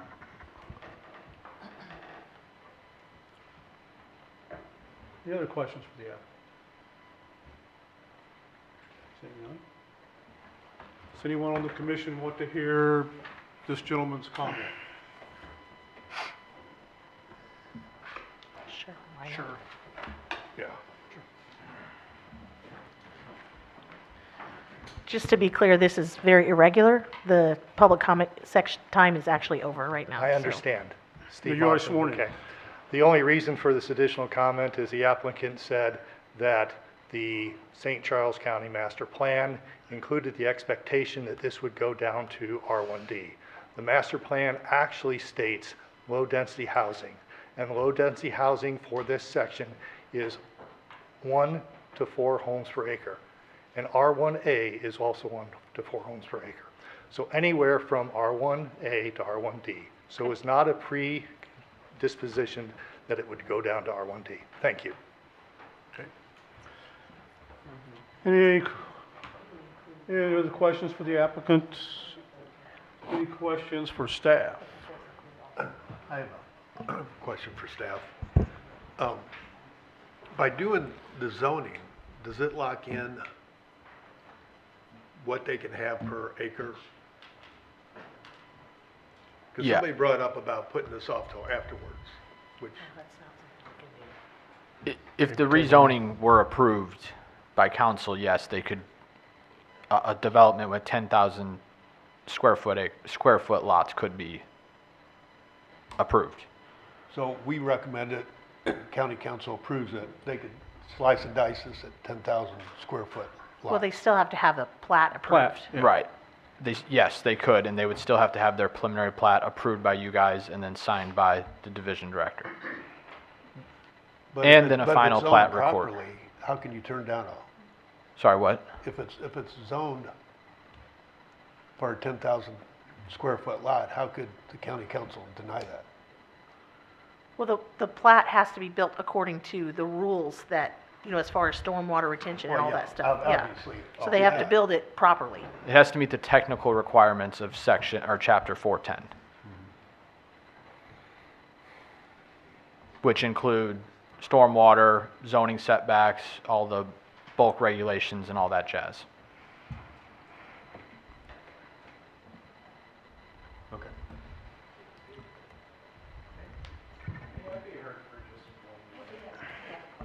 You have a question? I have a question. Why, because of their concern, why did we do this first and not the water issue first? It's always how it's been. Oh, it is? Okay, I didn't know. It has to be rezoned It has to be rezoned. before we can vote on a plat. Yeah. I guess other the zoning would have to be in place for us, or for you guys to consider the preliminary plat. Then the plat is contingent on rezoning. So if the council were to deny the rezoning, the plat effectively is void too. Yeah. What about tabling that onto the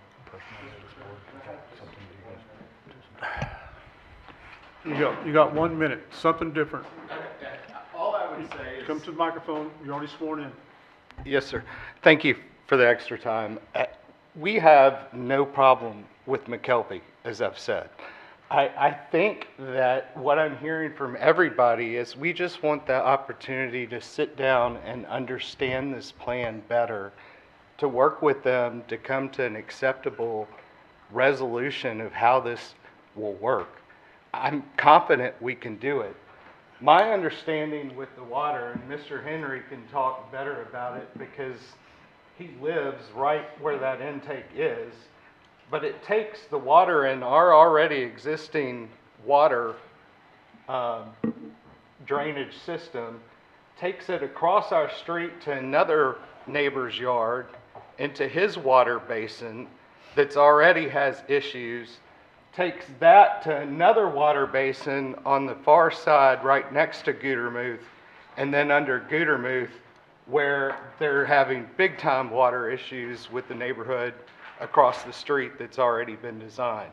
So it is a huge problem for us. Sir? I think we're willing to work with McKelvey. Again, we have no issue with McKelvey. We can get to a place that we can be comfortable, but I understand as it goes, we can have a certain number of our neighbors step forward and sign a petition that would prevent them from being able to do that. And we could easily do that. We don't want to do it. we just want to work with them to come with a reasonable solution. That's why I would ask that you table this vote and give us the proper time to work something out. Okay, thank you, sir. Any other questions for the applicant? Can I just make a little bit of comment about the yeah. process? Yeah. So, you guys might know this already, but this vote doesn't actually do anything, okay? So this vote takes us to where, then goes in front of the county council, and it's the county council's decision that is the final decision. We're only doing a recommendation to the county council. So I just want to be clear on that. So even if this vote were to pass today, it would still go before the county council. You would still have a good amount of time to sit down with the developer to discuss different things before it came to a final vote in front of the county council. And then, of course, we also have an issue where even if the zoning were to pass, they then also have to have the plat approved. And that's what we're going to talk about now. And then you mentioned about, as far as like having a petition, that's really an Arnie question. My understanding, and Arnie can correct me if I'm wrong here, but that the petition, what that does is actually say that the county council has to have more votes. It doesn't actually say that you can prevent it. It just says that the county council has to have more votes to be able to pass it. Okay, is- one there more is the comment here. opportunity. Even if we deny this, both of them, It still the goes- county council can overrule. Right, it still goes to the county council. They can do whatever they want, no matter what we do. If you approve it, it's more likely that Not really. Not necessarily. Not really. Okay, any other questions? It's over. Ma'am, come on, No, you're the last one, okay? You're it. Okay, I'm, Ma'am, I have to tips. oh, sorry. You solemnly swear or affirm that you'll tell the truth, the whole truth, and nothing but the truth in these proceedings or the pains and penalties of perjury. I do. Please state your name and address for the record. Rita Leslie, 5402 Old Goodermouth Road, St. Go ahead. Charles, Missouri. Go ahead, ma'am. Okay, they're talking about all the waterways, and all the water is, they're worried about the water. I'm just saying, right now, their subdivision's water goes onto the land that they're trying to build right now.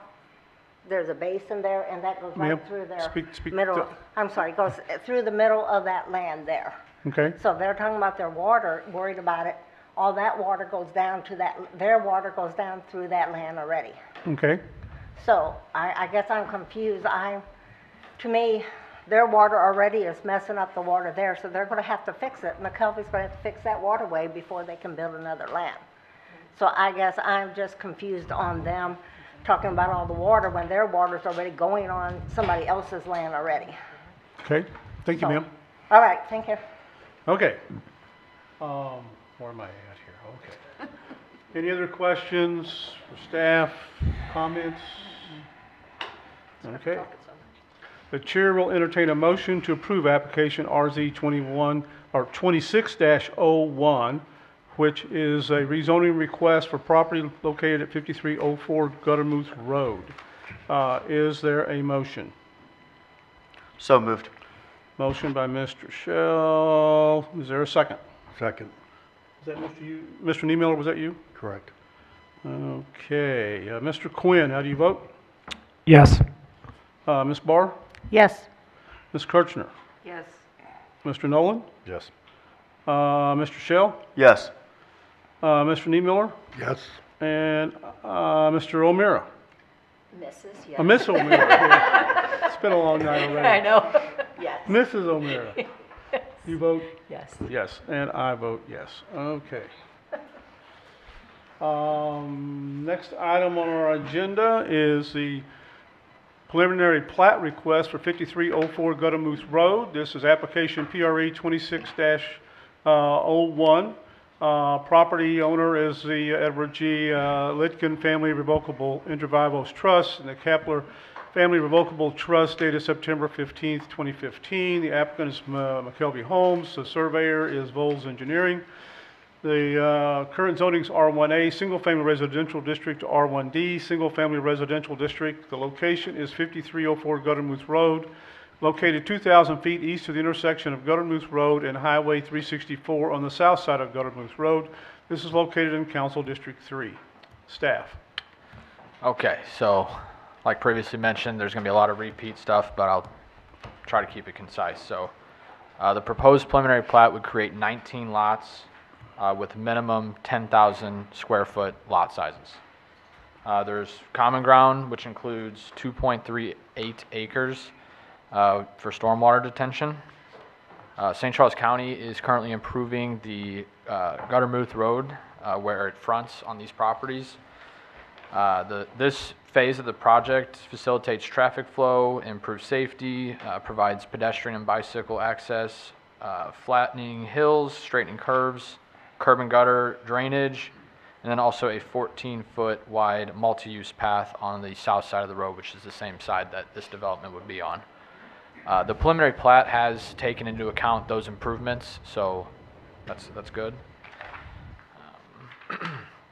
In terms of tree preservation, our ordinance requires residential developments to preserve a minimum of 10% of the site or 25% of the trees and / woodlands, whichever is greater. Due to the scattered tree pattern, the applicant has formally requested to the Director of Community Development that this be waived and opt for an alternative tree preservation plan, which would include planting 3 trees for every one that is removed. I can't speak a lot on the stormwater and the details of that. I'm not knowledgeable on the whole how that works. But with all that being said, this plat does meet the requirements of Chapter 410, which includes our stormwater requirements. So we would recommend that this be approved, provided that the county council approved the previous rezoning. So this proposed plat meets all the technical requirements? Yes. Okay. Any questions for staff? Other questions for staff? Seeing none, we'll ask the applicant to come forward. Yeah, man with all the answers. I'll just swear you in again, this is a different application. Do you solemnly swear or affirm that you'll tell the truth, the whole truth, and nothing but the truth in these proceedings on the pains and penalties of perjury? I do. Please state your name and address for the record. My name is David Voles. I'm with Voles Engineering, and our address is 10849 Indian Head Industrial Boulevard, 63132. Go ahead, David. Sure. And if I could, can you take me to the site plan? Yeah, there you go. So again, we're seeking rezoning of the 9.4 acre site from R1A to R1D along with this preliminary plat. And I'll be brief because we've covered most of that. But let me talk about the drainage. Let me talk about the traffic first. So the entrance, you can see right here, we're lining directly up with the entrance across the street in this existing subdivision up here.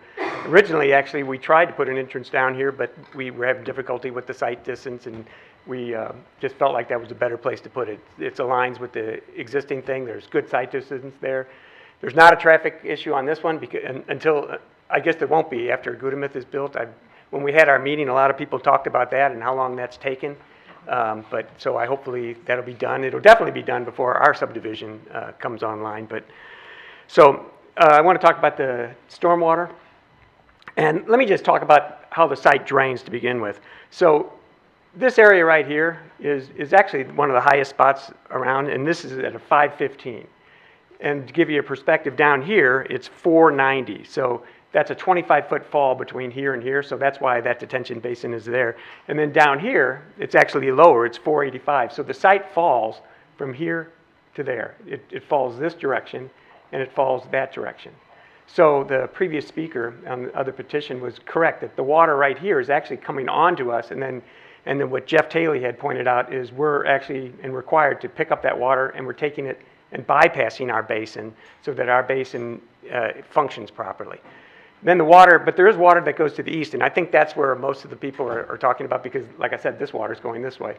So the water that's going to the east right here, currently it does sheet flow off here, and it goes into a system right here, and then it goes eventually down into an existing basin that's down there. I know, like I said previously, that they pointed out that there's various springs and things like that on the property.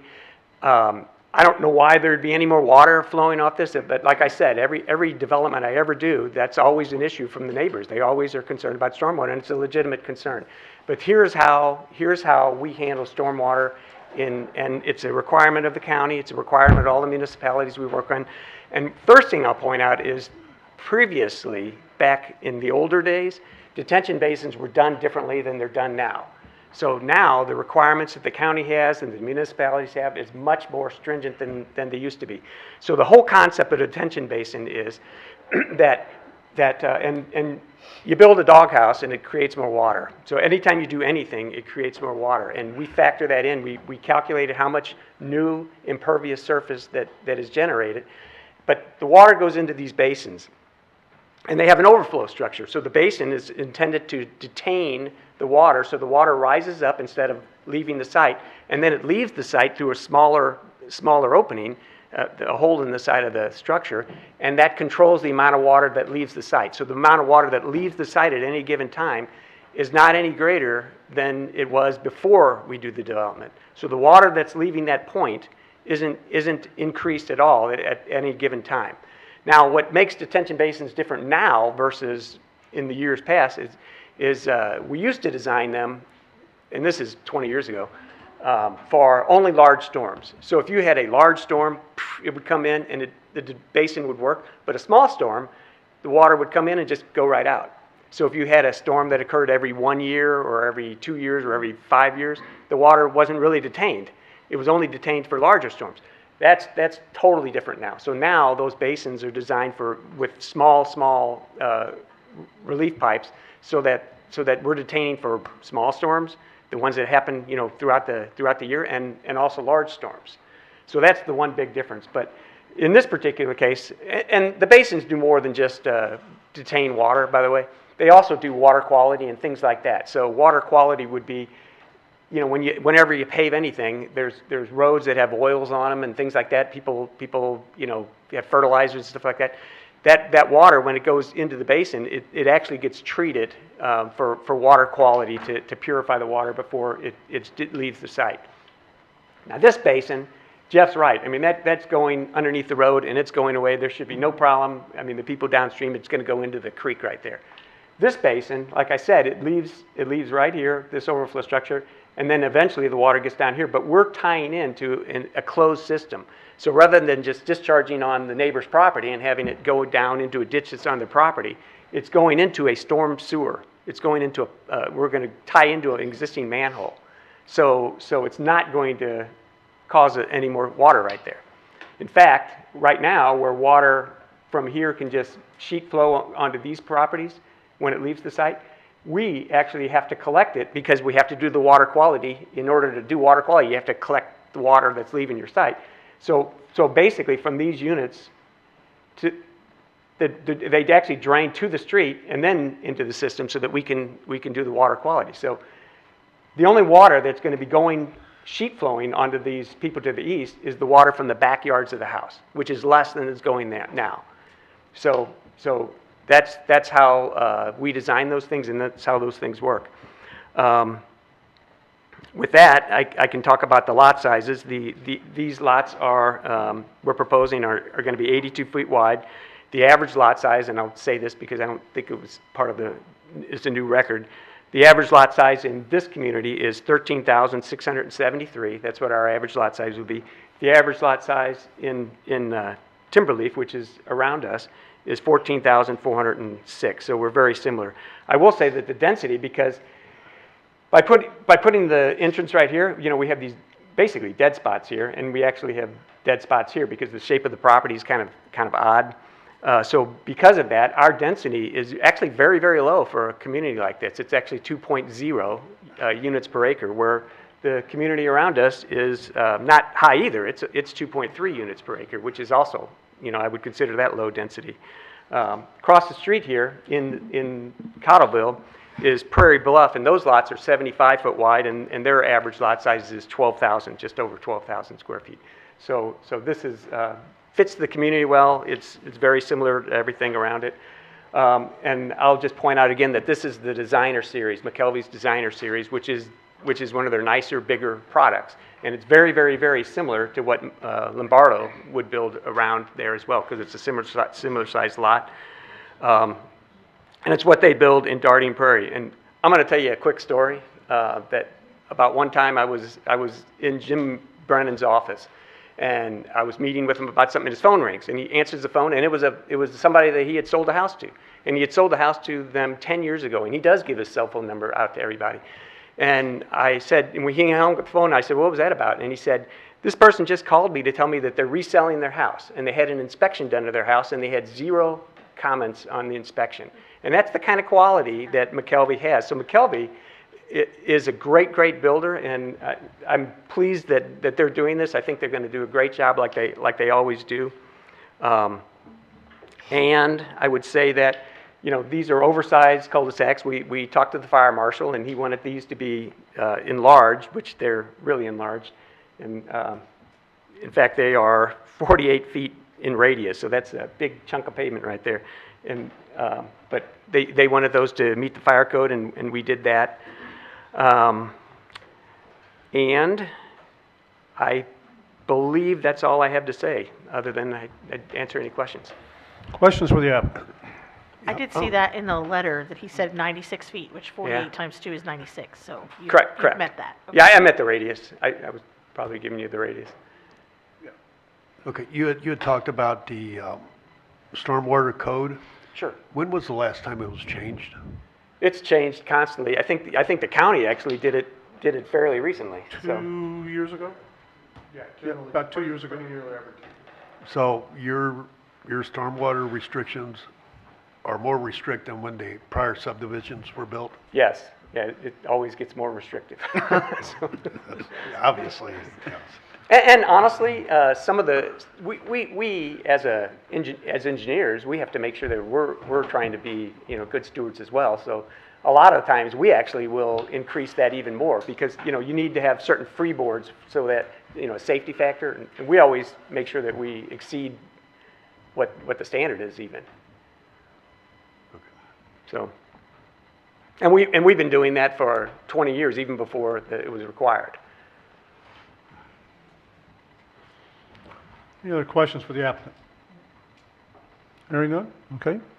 We will now open the public hearing for PRE 26-01. Anyone wishing to speak?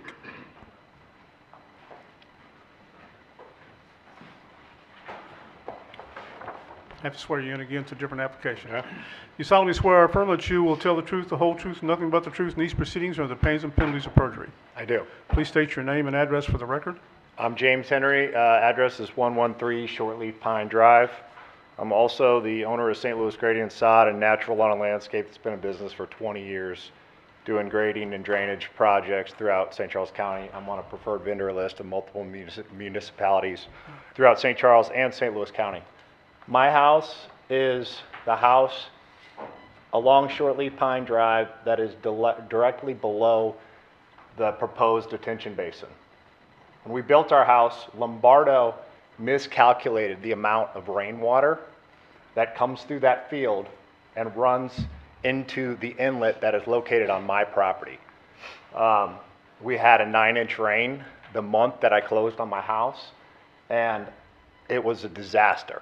Everything was bypassing the inlet, so after multiple attempts of damming up the water, I was able to do that, and with permission to grade into that field to collect this rainwater.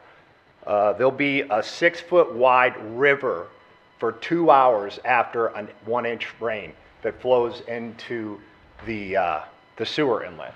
By increasing it from R1A, or for a field, to R1D, we're potentially gonna increase the water that goes into that inlet on my property by 3 times what currently happens. That inlet is 8 foot in elevation above my house, as well as the 2 adjoining houses, which means that if there's any issues with that basin operating in the way that it should, then potentially our houses could be flooded. When I asked one of the co-owners of McKelvey Homes if they had ever put a detention basin above somebody's home, he said, I don't believe so. So, although rare, me in my line of work, I know what happens with these because I've been maintaining these detention basins for 20 years for multiple HOAs throughout St. Louis and St. Charles County. the fact of the matter is that these detention basins clog, okay? Whether it be from debris or trash or anything that flows down the street.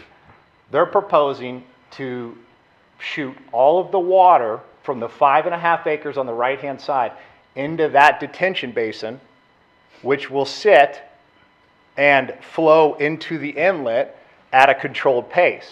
Well, the problem is the volume of water is now going to be 3 times the amount of water that is currently there that Lombardo's engineer got wrong, or their grading plan was wrong, and I had to fix. So I just, you know, the issue is, and I'll just end on this, is you know, who's going to be responsible if something happens? So I don't know if there's been, you know, a dam breach analysis or anything else done as far as the impact of this not operating the way that it was engineered to operate, whether it be for an act of God, lack of maintenance throughout the basin, or a dam breach, right? Which that dam sits 8 foot in elevation above my home. So that's all I got. Thanks, sir. Anyone else wishing to speak? Can we ask him a question? Well, hold on, you want to ask him a question? Yeah. Can Sir, I Mr. ask you Henry, a question, come sir? back. Hold on, ma'am. She Yeah. has a question. I'm just curious, as a grading and water professional, would you have what would be your solution in this situation? I think that this was proposed. I'm not an engineer. I don't know how they go about proposing these neighborhoods, but my assumption is this was proposed out of one, convenience and affordability, right?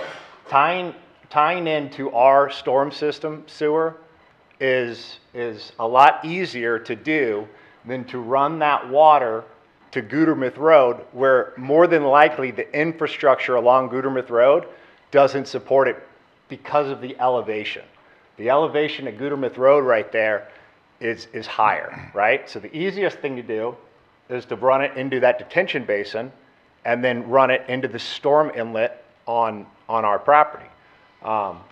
So as someone who does grading, would you recommend that rather than that things be graded differently to where it goes to a different spot? no, I mean, because the high point is the road, right? So the issue is the infrastructure along the road. If the infrastructure along the road is not low enough, they're not going to be able to run the storm sewer that way. Mr. Henry, did you get any relief from Lombardo based on? I did not, but I had to build a boulder retaining wall. I had to do it 2 times because typically when you build a wall, you're putting 1-inch clean rock and drainage behind the wall. Well, this is not a regular wall, so this had to be a dam. So I had to, because what happens is when that water comes through and it's this wide, that storm inlet cannot take that water. So I've created concrete around it, which is constant maintenance because it just continues to wash out and continues to wash out. And it was a waterfall through the boulder wall for the first 2 months. So we had to rip out the wall and rebuild it. During that 9-inch rain that I'm talking about, 40 feet wide was water. I mean, so here's a storm inlet that's 4 foot wide that's supposed to collect the water from the field. We had rainwater 40 feet wide flowing to basically my property. Because the thing is right now the watershed is not evenly dispersed towards shortleaf pine. Yes, there is watershed that goes that way, but it's dispersed mainly to where this proposed detention basin is. So the problem is the So the impact water if is- something goes wrong. The right? water's That's the problem. already in that area, is what you're saying. And it's There's already a storm coming, inlet. There's a storm inlet on my property. and it's So all that going water- down to that detention Correct. basin area already. Correct. And then going to your property. The water from the what we have now, which is a field, but increasing that to R1A, which it is now, but actually building an R1A subdivision there is going to double that watershed. Okay, go from 30,000 gallons with an inch rain to 60,000 gallons of watershed with an inch rain, with R1A, with an actual development there. When you put an R1D development there, it's 3 times the amount of watershed that will be collected from this 5.5 acre side. So clarify to me, you're basically saying that you don't see a solution, you don't see a way to safely collect that much water. I don't think it's responsible to erect a detention basin above other people's homes in a way that if it does fail for any reasoning, engineering, an act of God, trash, lack of maintenance, if it fails for any reason, multiple homes underneath it are going to be gravely impacted. So, I'll say like some of the other people did. I have absolutely zero issue with McKelvey or their proposed development besides this. We all knew that this would be developed, right? But you don't have any ideas for how to do it differently? I do not. I am not an engineer. Okay. No. Okay, thank you, sir.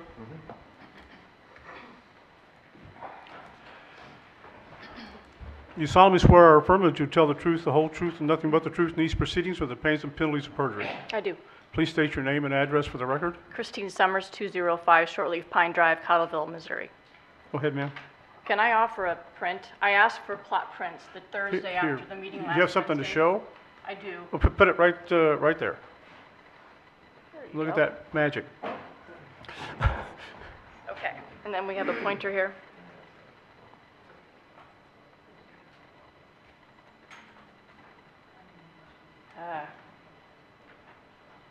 Anyone know how to use the pointer? The red one? Okay. So I'm going to start with, they showed you the condensed of what they're doing. Now you need to see what the bigger picture is of how it impacts us, because that's our biggest concern. So if we start right up here, that's not working. On the lower side, you see the little circle there. That's the upper basin that is ours. That's a detention pond. So that's where it collects, and you can see where the arrows come from. Our upper part of the apex of our horseshoe community flows into that. That then flows down into the field as it does now, and then goes into a collection that starts taking up some of the sewer or the storm drain pickups along that area that we're talking about. And then now they're saying that they're going to have another detention pond that will be in this area that's going to collect some of that from the new housing. All of that flows through these houses and ends up in this detention pond. So what they're failing to kind of explode out is all that water that they're going to be dumping out. And again, it's going to be 3 times what it is now because of the construction. I'm Sorry. Talk to us. All that is ultimately going to end up in that detention pond, which was designed for our community, to have size for our community and not size for additional water coming off of this new development.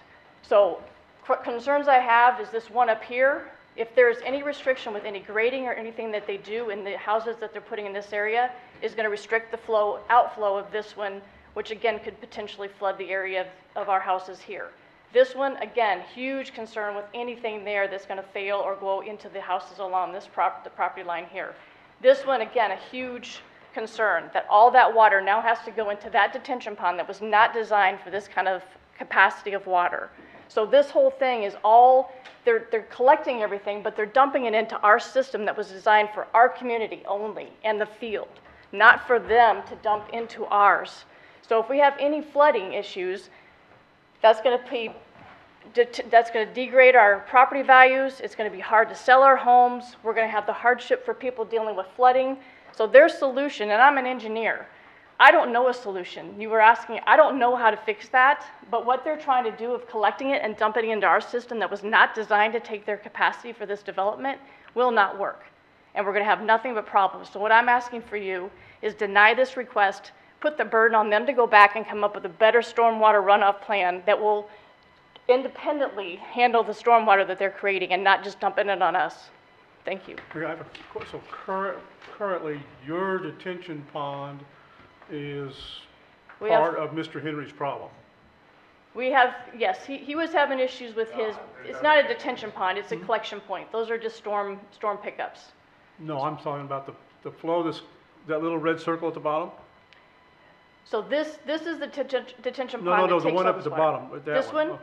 No, this is up higher. This is the His upper house one. is up higher. Which one are you talking about, sir? His house is by the top green arrow. Yeah.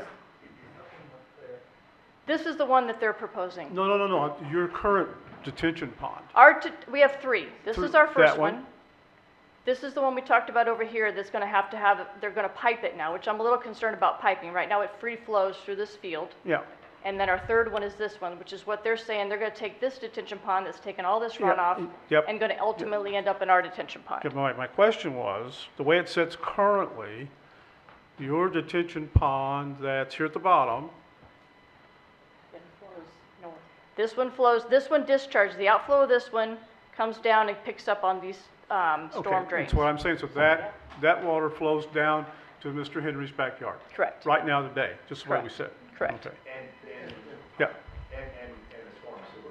Yeah. The storm Yeah. sewer pipe. And then it ultimately comes down under the road and ends up in this detention Yeah. pond. Could that detention pond be made bigger?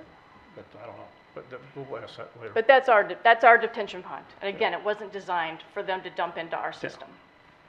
Okay, thank you. Anyone else wishing to speak regarding this application?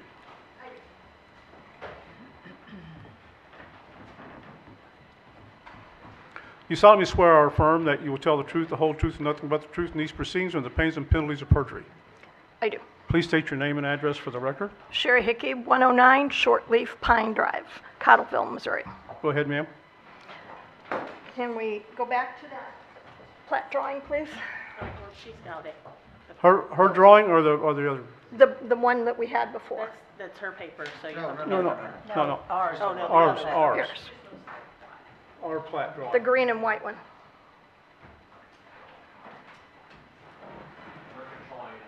Oh, okay.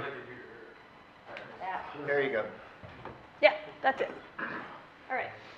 I just wanted to point out from what Mr. Henry was presenting here also, my house is right next door to him. So I am also the recipient of this potential disaster of this very elevated detention pond. My house is one house further up from his, so I'm the third house in on Shortleaf Pine. Currently, the property of this field is about 15 to 18 feet above my lawn grade.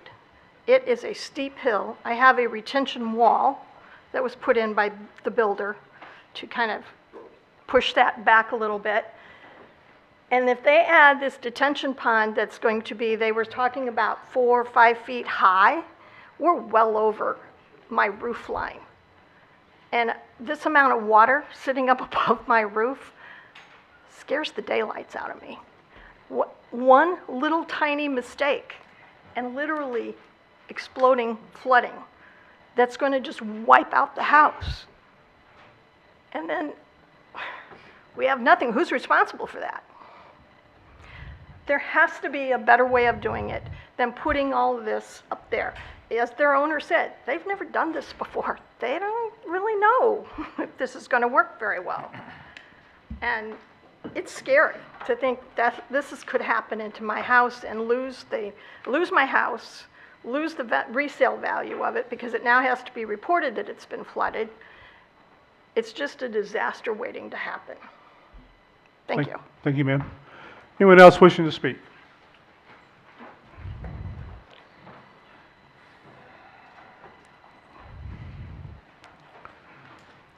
You solemnly swear or affirm that you'll tell the truth, the whole truth, and nothing but the truth in these proceedings from the pains and penalties of perjury. I do. Please state your name and address for the record. My name is Jeff Beltman. I'm at 148 Shortleaf Pine Drive in Cottleville. And my statement is the impervious area that the engineer mentioned would be a lot less if there were less houses on there. Would somewhat alleviate any kind of water problems we might have. Secondarily, as they correctly noted, Guttermouth Road is almost finished. However, the original alignment of the new construction called for 3 lanes with a turn lane pre-COVID. After COVID, it was rebid, and there was not enough money to do that 3-lane from, I guess, 364 all the way to Motherhead Road. It is now a 2-lane with no turn lanes, which essentially didn't accomplish anything in terms of traffic and handling of extra homes. Now, we do have extra homes across Guttermouth already. That's added to traffic. We have a few condos down the street. That's added to traffic. So again, I'm nothing against homes by McKelvey, but maybe the amount, any reduction in the amount of homes for impervious area for the water or traffic would help us. Thank you. Thanks, sir. Anyone else wishing to speak?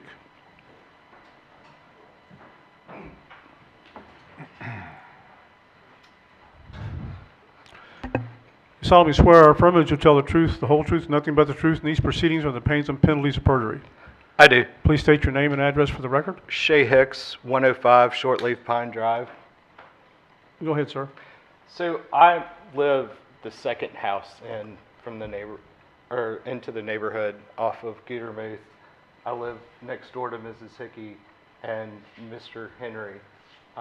My property probably has got the highest point above. I've got a hill that goes straight up. It's about a good 14 to 16 feet. And there's a basin behind my house as well. So again, all that water being collected right above my house, if something were to go wrong, is likely to end up flooding into our backyard. The other thing that I would add is that, as they said, from Mr. Henry's property line in the back, it takes the water across the street, across Shortleaf Pine Drive, into another basin that lines up behind another neighbor's yard back there, then takes it towards Gutermuth. With that new neighborhood that's come over into across the Gutermuth section from us, I don't know if you guys remember back when we had that very large rain that went on for about 2 weeks straight, and there used to be that field over there that just would flood with water.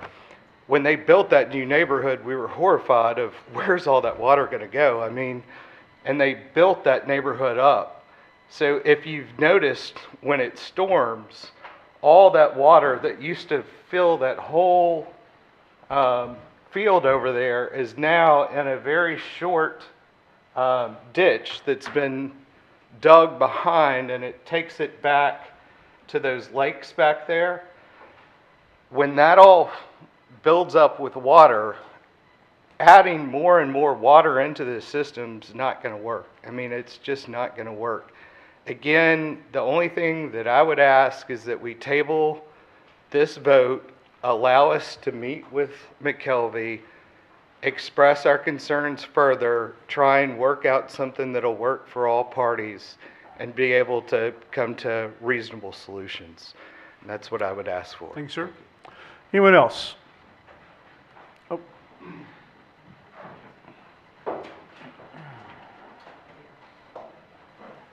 You solemnly swear or affirm that you will tell the truth, the whole truth, and nothing but the truth in these proceedings or the pains and penalties of perjury. I do. Please state your name and address for the record. Donald T. Meyer, 184 Shortleaf Pine Drive. Go ahead, sir. As was earlier talked about, the problem of the detention basin, that most of us are concerned about, that's collecting it, and instead of McKelvey's engineers figuring out somewhere how to collect it and distribute it on their property, they're running it under, piping across Shortleaf Pine Drive to the detention pond that's behind Zadok Woods Court. That detention pond already fills up to the top. It adequately serves our problem in Timberleaf. When it's filled all the way up, I don't care what they say about, oh, we got a small pipe that's going to let smaller amounts of, any amount of water go there is going to temporarily cause that basin to overflow, and then otherwise come over the banks because it can't hold it all, and flood these homeowners whose houses back up to the detention pond. So to that, we would ask you to deny this plot plan. Thank you, sir. Come forward, sir. Robert, would you hand him a microphone?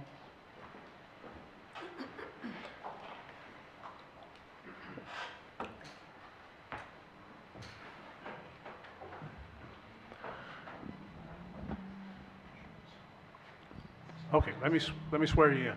Sorry, I need my glasses. Oh, You solemnly swear or affirm that you'll tell the truth, the whole truth, and nothing but the truth in these proceedings and the pains and penalties of perjury? Okay, we heard that. Hello? State your name Yeah, and address for the record, please. My name is Tara Leslie. I live at 5402 Old Goodemouth, and my land butts up against 5304, or what that one is. And what my concern, when it rains, it floods. We already got a problem. It's like a river coming down through there. Now, when they build this more homes and raise that ground next to mine there, and they said they're gonna put a detention pond right on the corner of the hill. When they overflood, what it's gonna do with my land? I'm right next to the double level. Okay, thank you, sir. Okay, thanks.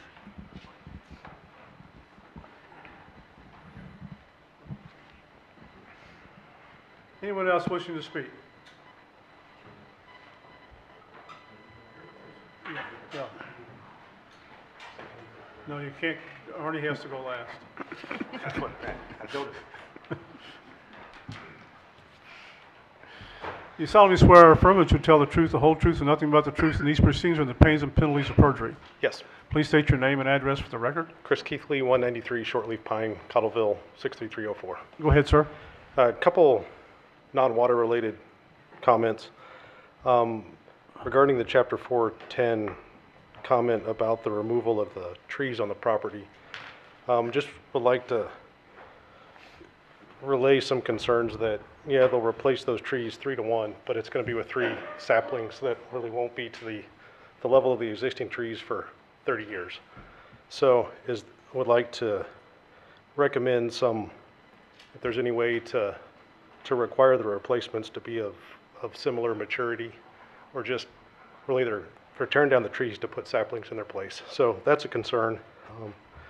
The other concern that I have is on the cul-de-sac, the lower cul-de-sac on the plot here, we didn't maintain the 20 feet build back around that lower cul-de-sac. So it's actually pushing the 20 or 25 feet into Timberleaf property owner's land. Maybe it's not actually a legal requirement to have that, but just looking at the plot plan, it looks like that cul-de-sac was kind of shoved back in there the only way it would fit, just to be able to get more houses stuck back in that little, I know it's odd, it kind of sticks down there at the bottom, but it just looks like the proper boundaries within that roadway weren't maintained. So we'd like the council to look at that and see if that needs to be adjusted. That's all. Thank you, sir. Anyone else? Okay. You want to speak? I would. You good? No, you can't. He's got to go last. He has to go last. He gets his feelings hurt if he doesn't get to go last. Just made it worse, Roger. Don't hurt anybody's feelings. You solemnly swear or affirm that you'll tell the truth, the whole truth, and nothing but the truth in these proceedings of the pains and penalties of perjury? I do. Please state your name and address for the record. Eric LaFleur, 226 Shortleaf Pine Drive, Cottleville, Missouri. I, along with my neighbors, have to express my disappointment in the approval of the previous application, and I stand here hoping for denial of this one as well. Well, denial of this one, which the other one would have been as well, but nothing against, clearly McKelvey builds a quality product, right? The quality of their product is not the concern, the density is. I, along with a lot of my neighbors, moved to Cottleville because it's a quaint little area. We moved there to get away from density, so to speak. So, you know, when we're looking at this proposed plan, having this number of homes is the issue. The water runoff that it creates, the traffic issue, I don't know if there's feasibility studies that were done. The schools, there have been several subdivisions that have been built. There's another proposal for an apartment building off of Highway N. So there's a huge issue from a property value perspective, from a quality of life perspective, keeping this a desirable area. So we've had several people mention, the property values. Having a more dense area reduces that, obviously. And with all due respect, the gentleman said that he doesn't live in this area. He doesn't know how the water affects this area. Just last week, week before, I was on Guttermouth. Just happened to pull up my phone as I'm driving by. The new subdivision on the opposite side of Guttermouth from us is running on to Guttermouth. So this area here floods as is. This new subdivision here is putting water onto this road as is. We have issues with Mr. Henry. So along this area, not to be a dead horse, but this is an issue for us. So we're hoping, obviously the last application wasn't tabled. Hopefully this one, there's got to be some resolution. Matter of fact, I can show you the video. Does this work with a video from a phone? Or is it just for? There, Mike. I'm not sure. Just to give you an idea of what we're looking at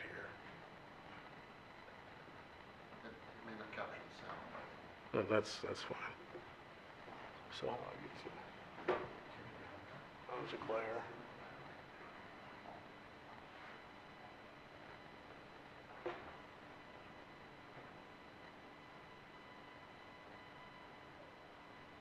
I don't know if you can see that okay or not.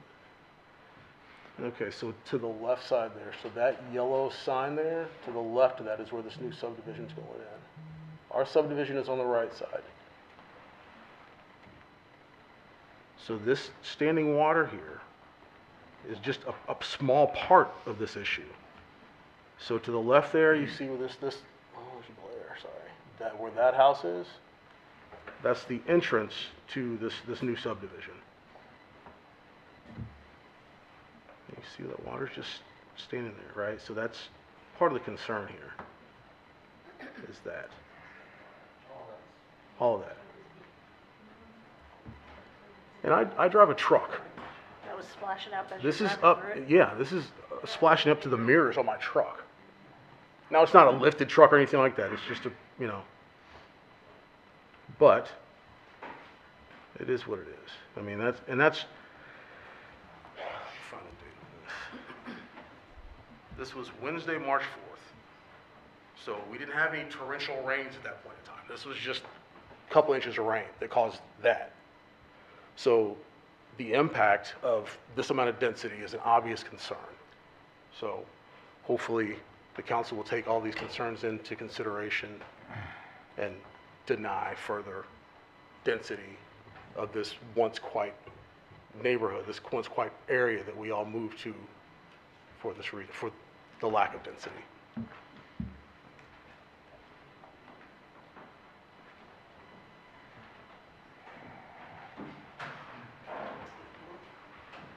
Oh, I forgot. Anyone else? You solemnly swear or affirmatively to tell the truth, the whole truth, and nothing but the truth in these proceedings under the pains and penalties of perjury. I do. Please state your name and address for the record. Thank you very much, Mr. Chairman, members of the commission. My name is Arnie C. A.C. Dienoff, County Public Advocate. Mailing address is P.O. Box 1535 in O'Fallon. As you all know, I was against the rezoning. In terms of the preliminary site plan, I had some concerns about the cul-de-sac, but the applicant kind of answered that. He said he met with the fire marshal of the Cottleville Fire Protection District, and I guess he's making those cul-de-sacs accountable or accommodable for a ladder truck from the fire district and a bus from the Francis Howell School District. I like the green space part of this process. I have some major concerns with water issues, and especially following the M4 state and county regulations. Our State Department of Natural Resources enacted the M4 minimum state regulations, which are to control urban storm-off water in cities, villages, and counties. It's to reduce pollution and to manage construction of site runoff. Our county M4 plan has 6 minimum controls. Number 1, public education. Number 2, public involvement. Number 3, illicit discharge detention and elimination, which would mean filtration and slowly releasing any runoff water collected in a retention detention area. Number 4 is construction site runoff. Number 5 is post-construction management. And number 6 is pollution prevention and good water runoff management. I would like to see a mandated stormwater management plan presented by the applicant of how he's going to obtain the goals of the M4 both at the state and the county level. I think his so far testimony doesn't address that fully. We need to make sure that land disturbance controls are fully in effect in this management plan, and that continued ongoing maintenance is addressed. A lot of these times, these developers talk fancy at these public meetings. They hand it off to an HOA, but they don't give them the tools or the management money necessary to have ongoing, continued maintenance of these areas. And as we heard from somebody in the industry, they tend to get clogged up and cause flooding, and that brings tens of thousands of dollars of damages to the residents who are left to clean up the mess, while the developer walks away with all the profits and washes their hands of any solutions.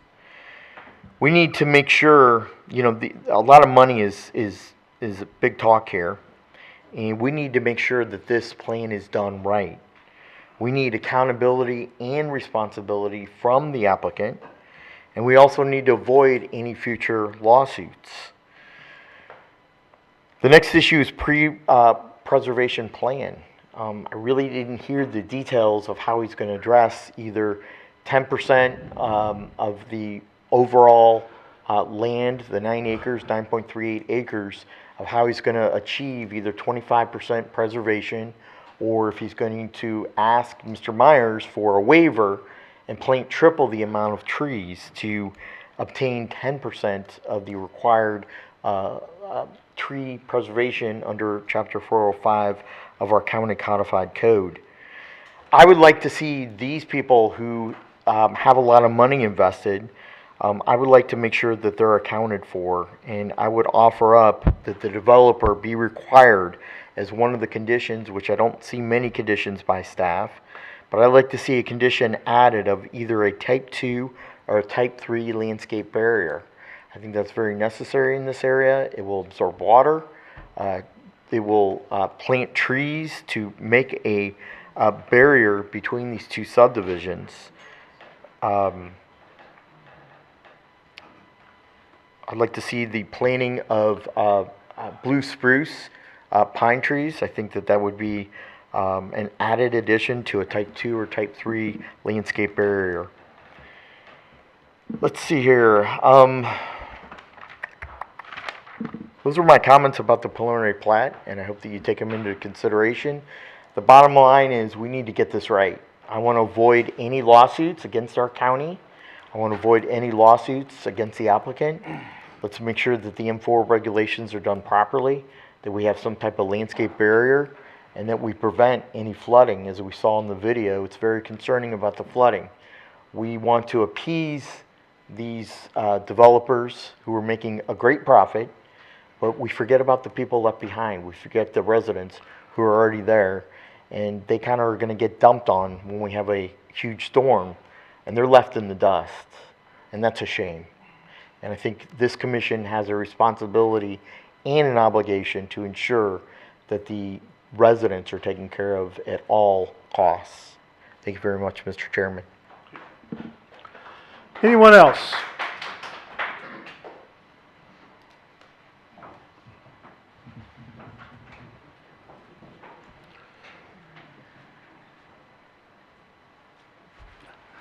Yeah. You solemnly swear or affirm that you'll tell the truth, the whole truth, and nothing but the truth in these proceedings on the pains and penalties of perjury. I do. Please state your name and address for the record.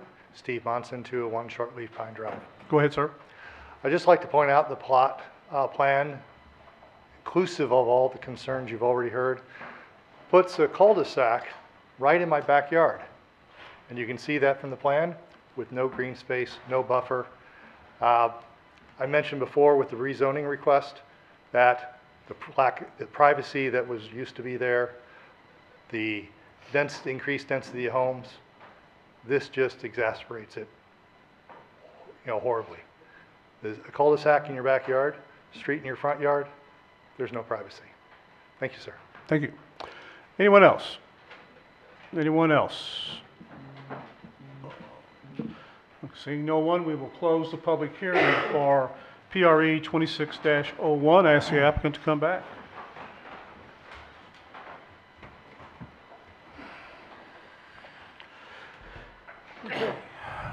Any questions for the applicant? Or do you want to address some of the issues? Sure, I can address the stormwater again, but we're not allowed to break watersheds, so that's kind of a principle of stormwater, that if the water's going this way, that's the way the water needs to continue to flow, because that's the way the creeks work. So we can't really reroute the water to Goodemouth Road and then down that way. That, I don't think the city or the county would allow us to do that. Detention basins are done all the time, and in fact, you put them in the low spot. So we have two basins where they have to go. I can't put them on the high spot because I have to get water to go into them. So those are the two locations that they have to go into. In fact, the basin in their subdivision is above where we're putting homes because that's in the low spot in their development as well. So that's where they have to go. We will present we have a landscape plan, and we want to do mitigation on that. The thing about the trees with the 10% of the site, that's actually a higher number than there are trees on the site. So there's no way I can do this without a waiver because there's less trees than what the requirement is. I'd have to preserve every tree and I still wouldn't meet the requirement. So we plan on doing that. We have to do a SWIP plan, which Arnie was talking about, and that is part of the construction documents along with a land disturbance permit, and there'll be maintenance agreements, and maybe there should be some training, I don't know, but there are maintenance agreements that are in place when the development is done as part of the final plat. And part of that's in the indentures that requires the maintenance of the basins. So, and I guess that's all I have, unless you have questions or something I missed. I actually have a question. Sure. This is thinking outside the box and probably not even possible, but it sounded like they were saying that their detention basin that's on the northeast corner, and it's not up there, but the one on the other side of the street that's not. Oh, that's not closest in to- our. Yeah, that's not, yeah. That apparently gets overwhelmed and flooded, and is there any way that you guys could come to some sort of an agreement with them to make that larger, to be able to handle more water? Yeah, I'm not going to make that agreement. I don't mind Well, not looking here at that. right now. Yeah, obviously not right Perhaps. here and right now, but I'm saying, like, is that something that could potentially be discussed? I can look at that basement, that basin, and look at the plans and see how it was designed, and I can go over that with the county, and maybe. I mean, it's maybe not there even on your land, it's on someone else's Yeah, land, but- so it'd but, have to be agreed to you with know, them, but yeah. That would be, honestly, the county or their community's requirement to build it to plan, not ours, but I'd be happy to look at it. Because it sounded like the concern was that by building more homes, you're gonna have more stormwater runoff, and that would then overwhelm that. And let me more say so. that too. I've Sure, go heard ahead. numerous times people said that the water is going to be 3 times greater. That's not how it works. If you pave the entire site, it would double the amount of water, because the existing is a 1.8 factor, which is the amount of water at least. And after you pave it, it doubles it. If you pave the entire site, we're increasing it by 5 cubic feet per second, half going one way and half going the other. So it's actually a pretty minimal increase in the scheme of projects. So it's not doubled. It's not anywhere near that factor. So. Other questions for the applicant? I have, I guess maybe for Jeff here, is there going to be an HOA with this development? Yes, there would be an HOA put in place. And as far as some of the comments related to making sure those basins are maintained and things of that nature, you know, we have to do a maintenance and operation manual with any basin that we have, and that gets turned over to the HOA and kind of talks about how to maintain that, what are the things that they're going to have to either do themselves or contract out to take care of those things in the future. Whether it be mow or maintain any plants in there, keep the forebays or anything like that clean, collect trash, you know, on a consistent basis, things of that nature. So, And in your covenants, when will the property be, when does the homeowners have the majority vote in the HOA? I know each county and city is different. I believe what it's you at put in the- 90%. Yeah. They would have 2/3 of the vote, I believe. I do not know off the top of my head. I've researched It's it. typically driven by the city or county ordinance on what percentage that is, or the minimum, maximum percentage on when it turns over. Okay. Certain amount, at a certain percentage, 1 out of the 3, let's call it, would be a homeowner. And then 2 of the 3 at a certain percentage, and then at 100% occupancy, it would be 3 of 3. Yeah, but until that point, McKelvey is, Until that, whatever point that 2 of 3 become homeowners, McKelvey would be, have majority stake in that, correct?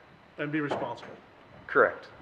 Yeah, we would be making sure that the HOA and the maintenance of those things are moving along like they should. So what happens if that detention basin that's over the top of their homes, if it breaches or floods, or maybe that's an engineer question, that seems to be a concern. Is that a likelihood? Is that a possibility? Who's responsible if that happens? So, Come- I mean, Come back. yeah, so Dave Voles and Voles Engineering would be the design engineer for the property. Yeah, again, we designed them for a 100-year storm event, and after 100 years, it would flow out then, but it's designed for a 100-year storm event, which is a 7-inch rain in 24 hours, 7.5-inch rain. So the storm he was describing, which was a 9-inch, that's probably why there was a problem, because that's more than what their system would have been designed for. Okay. That's a big rain. I mean, that's a 300-year rain, so that's a big rain. I mean, but we designed them for a 100-year storm event, and with 2 foot of freeboard on top of that. So even beyond that, you still have 2 more feet of storage. So you don't think this is going to be an issue? We do this all the time. This is the way detention is done, and this county has as stringent rules as anybody. So that's what I'd say. I mean, I this also wanted to point out, standard practice. it sounded like the owner of McKelvey Homes had said that he had never done one like this before, but that doesn't necessarily mean that you have never done one like this before. 'cause It's you're done an like this engineer. all the time. Yeah, just This is because how- his particular company hadn't, doesn't mean that the people he's hiring to do it hasn't done it. Yeah, I wasn't there when the comment was made, Right. but I work a lot of projects for McKelvey, and we do it for them all the time. Oh, okay. And it's that way. Your basin goes. You don't get to pick where your basin goes.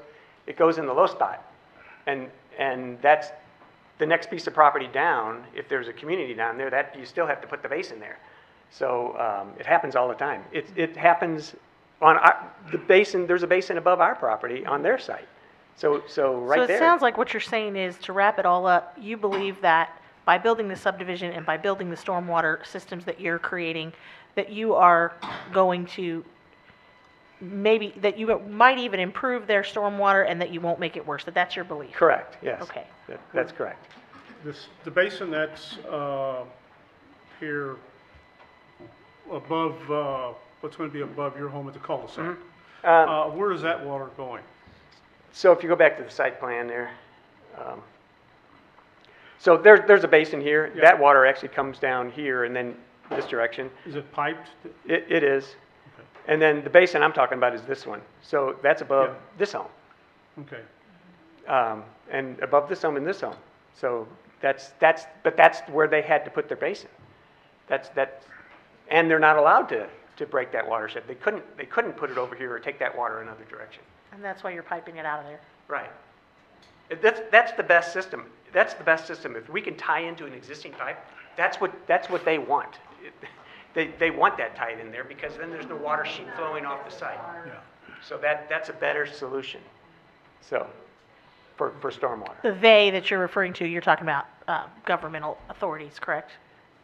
I'm saying that if we tie into an enclosed system, I pointed that out a couple times. When I'm saying enclosed system, maybe I need to explain that, but I'm tying into a pipe. So just like this basin is piped through here, instead of discharging onto somebody's backyard and letting the water flow into an inlet, I'm tying into a pipe. So the water leaving our basin never sees the light of day. You know, it goes beyond their project or their homes.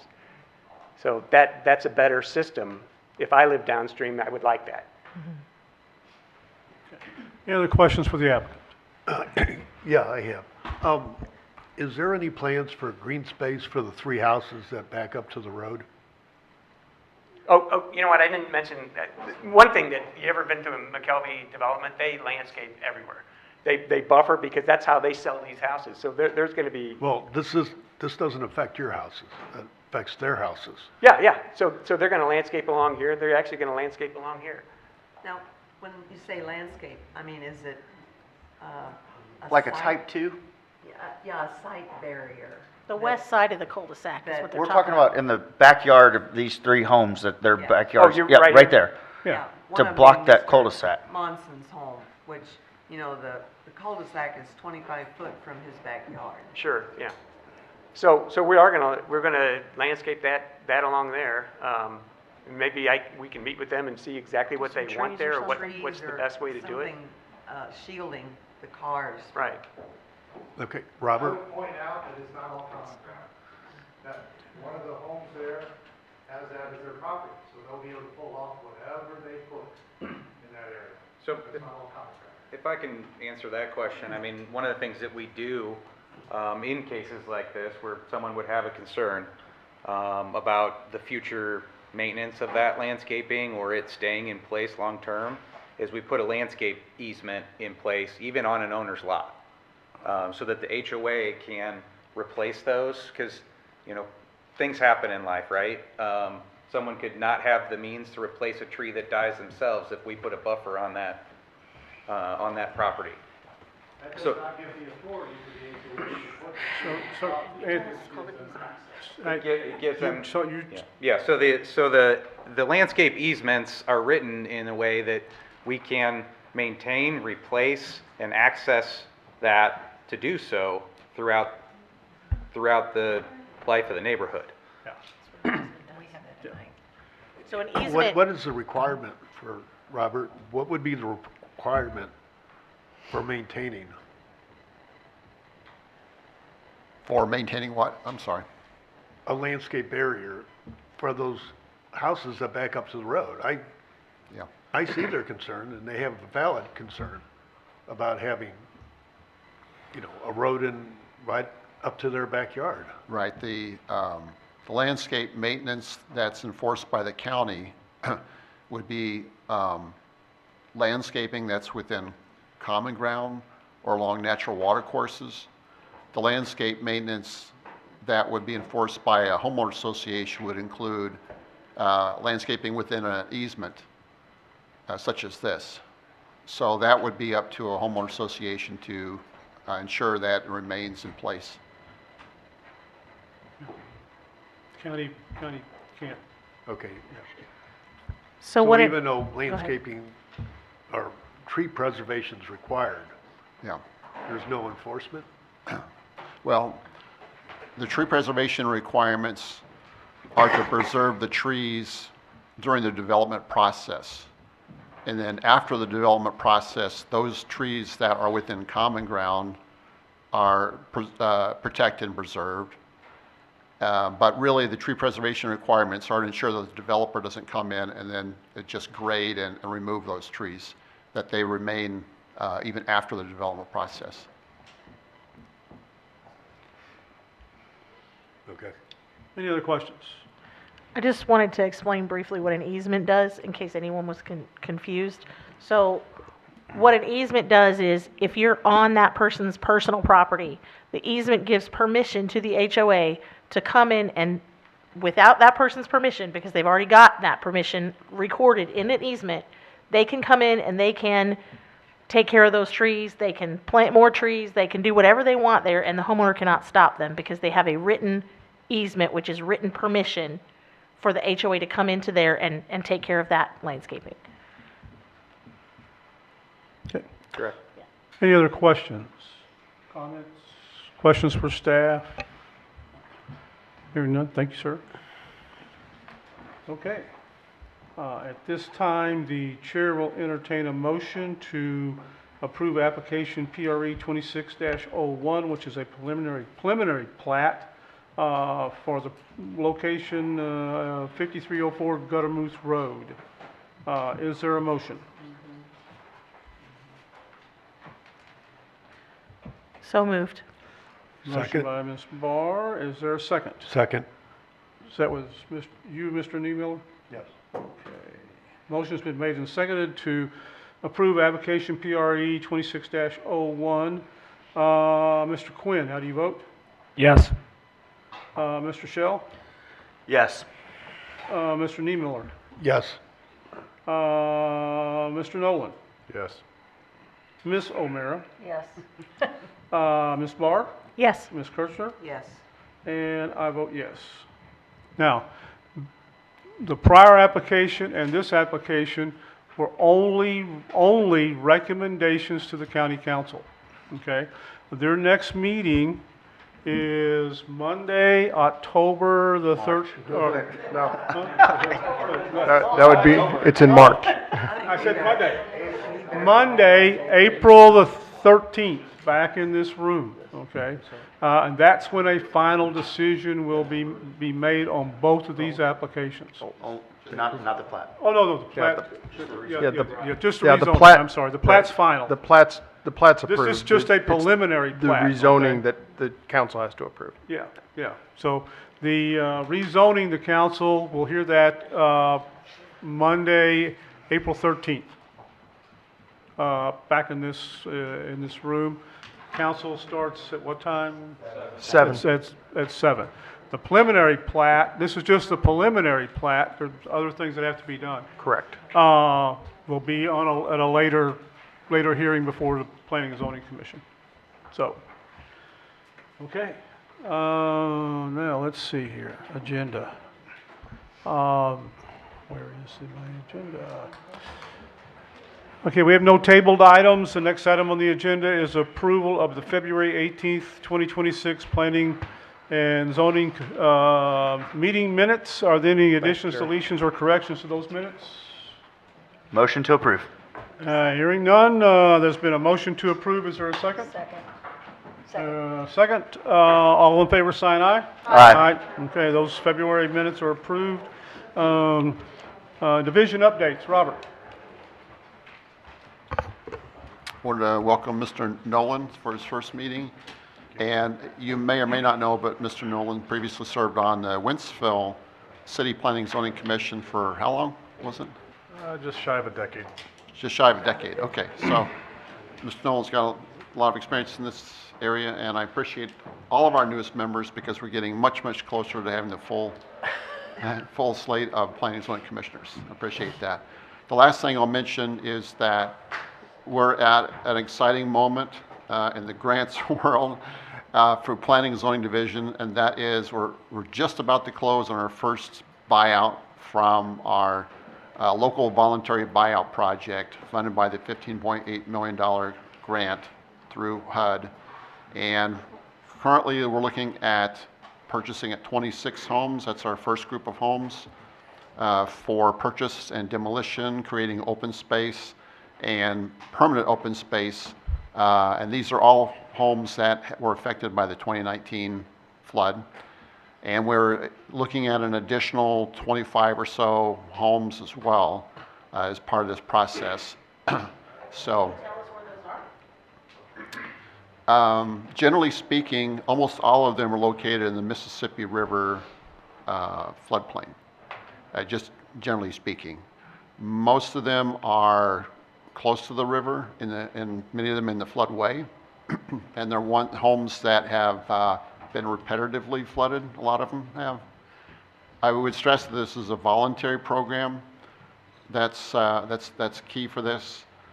The other thing I would mention, for anyone listening tonight's meeting, the Community Development Department is proposing to submit a letter of interest to the State Emergency Management Agency, providing a list of homes that we would be interested in if any grant money comes available.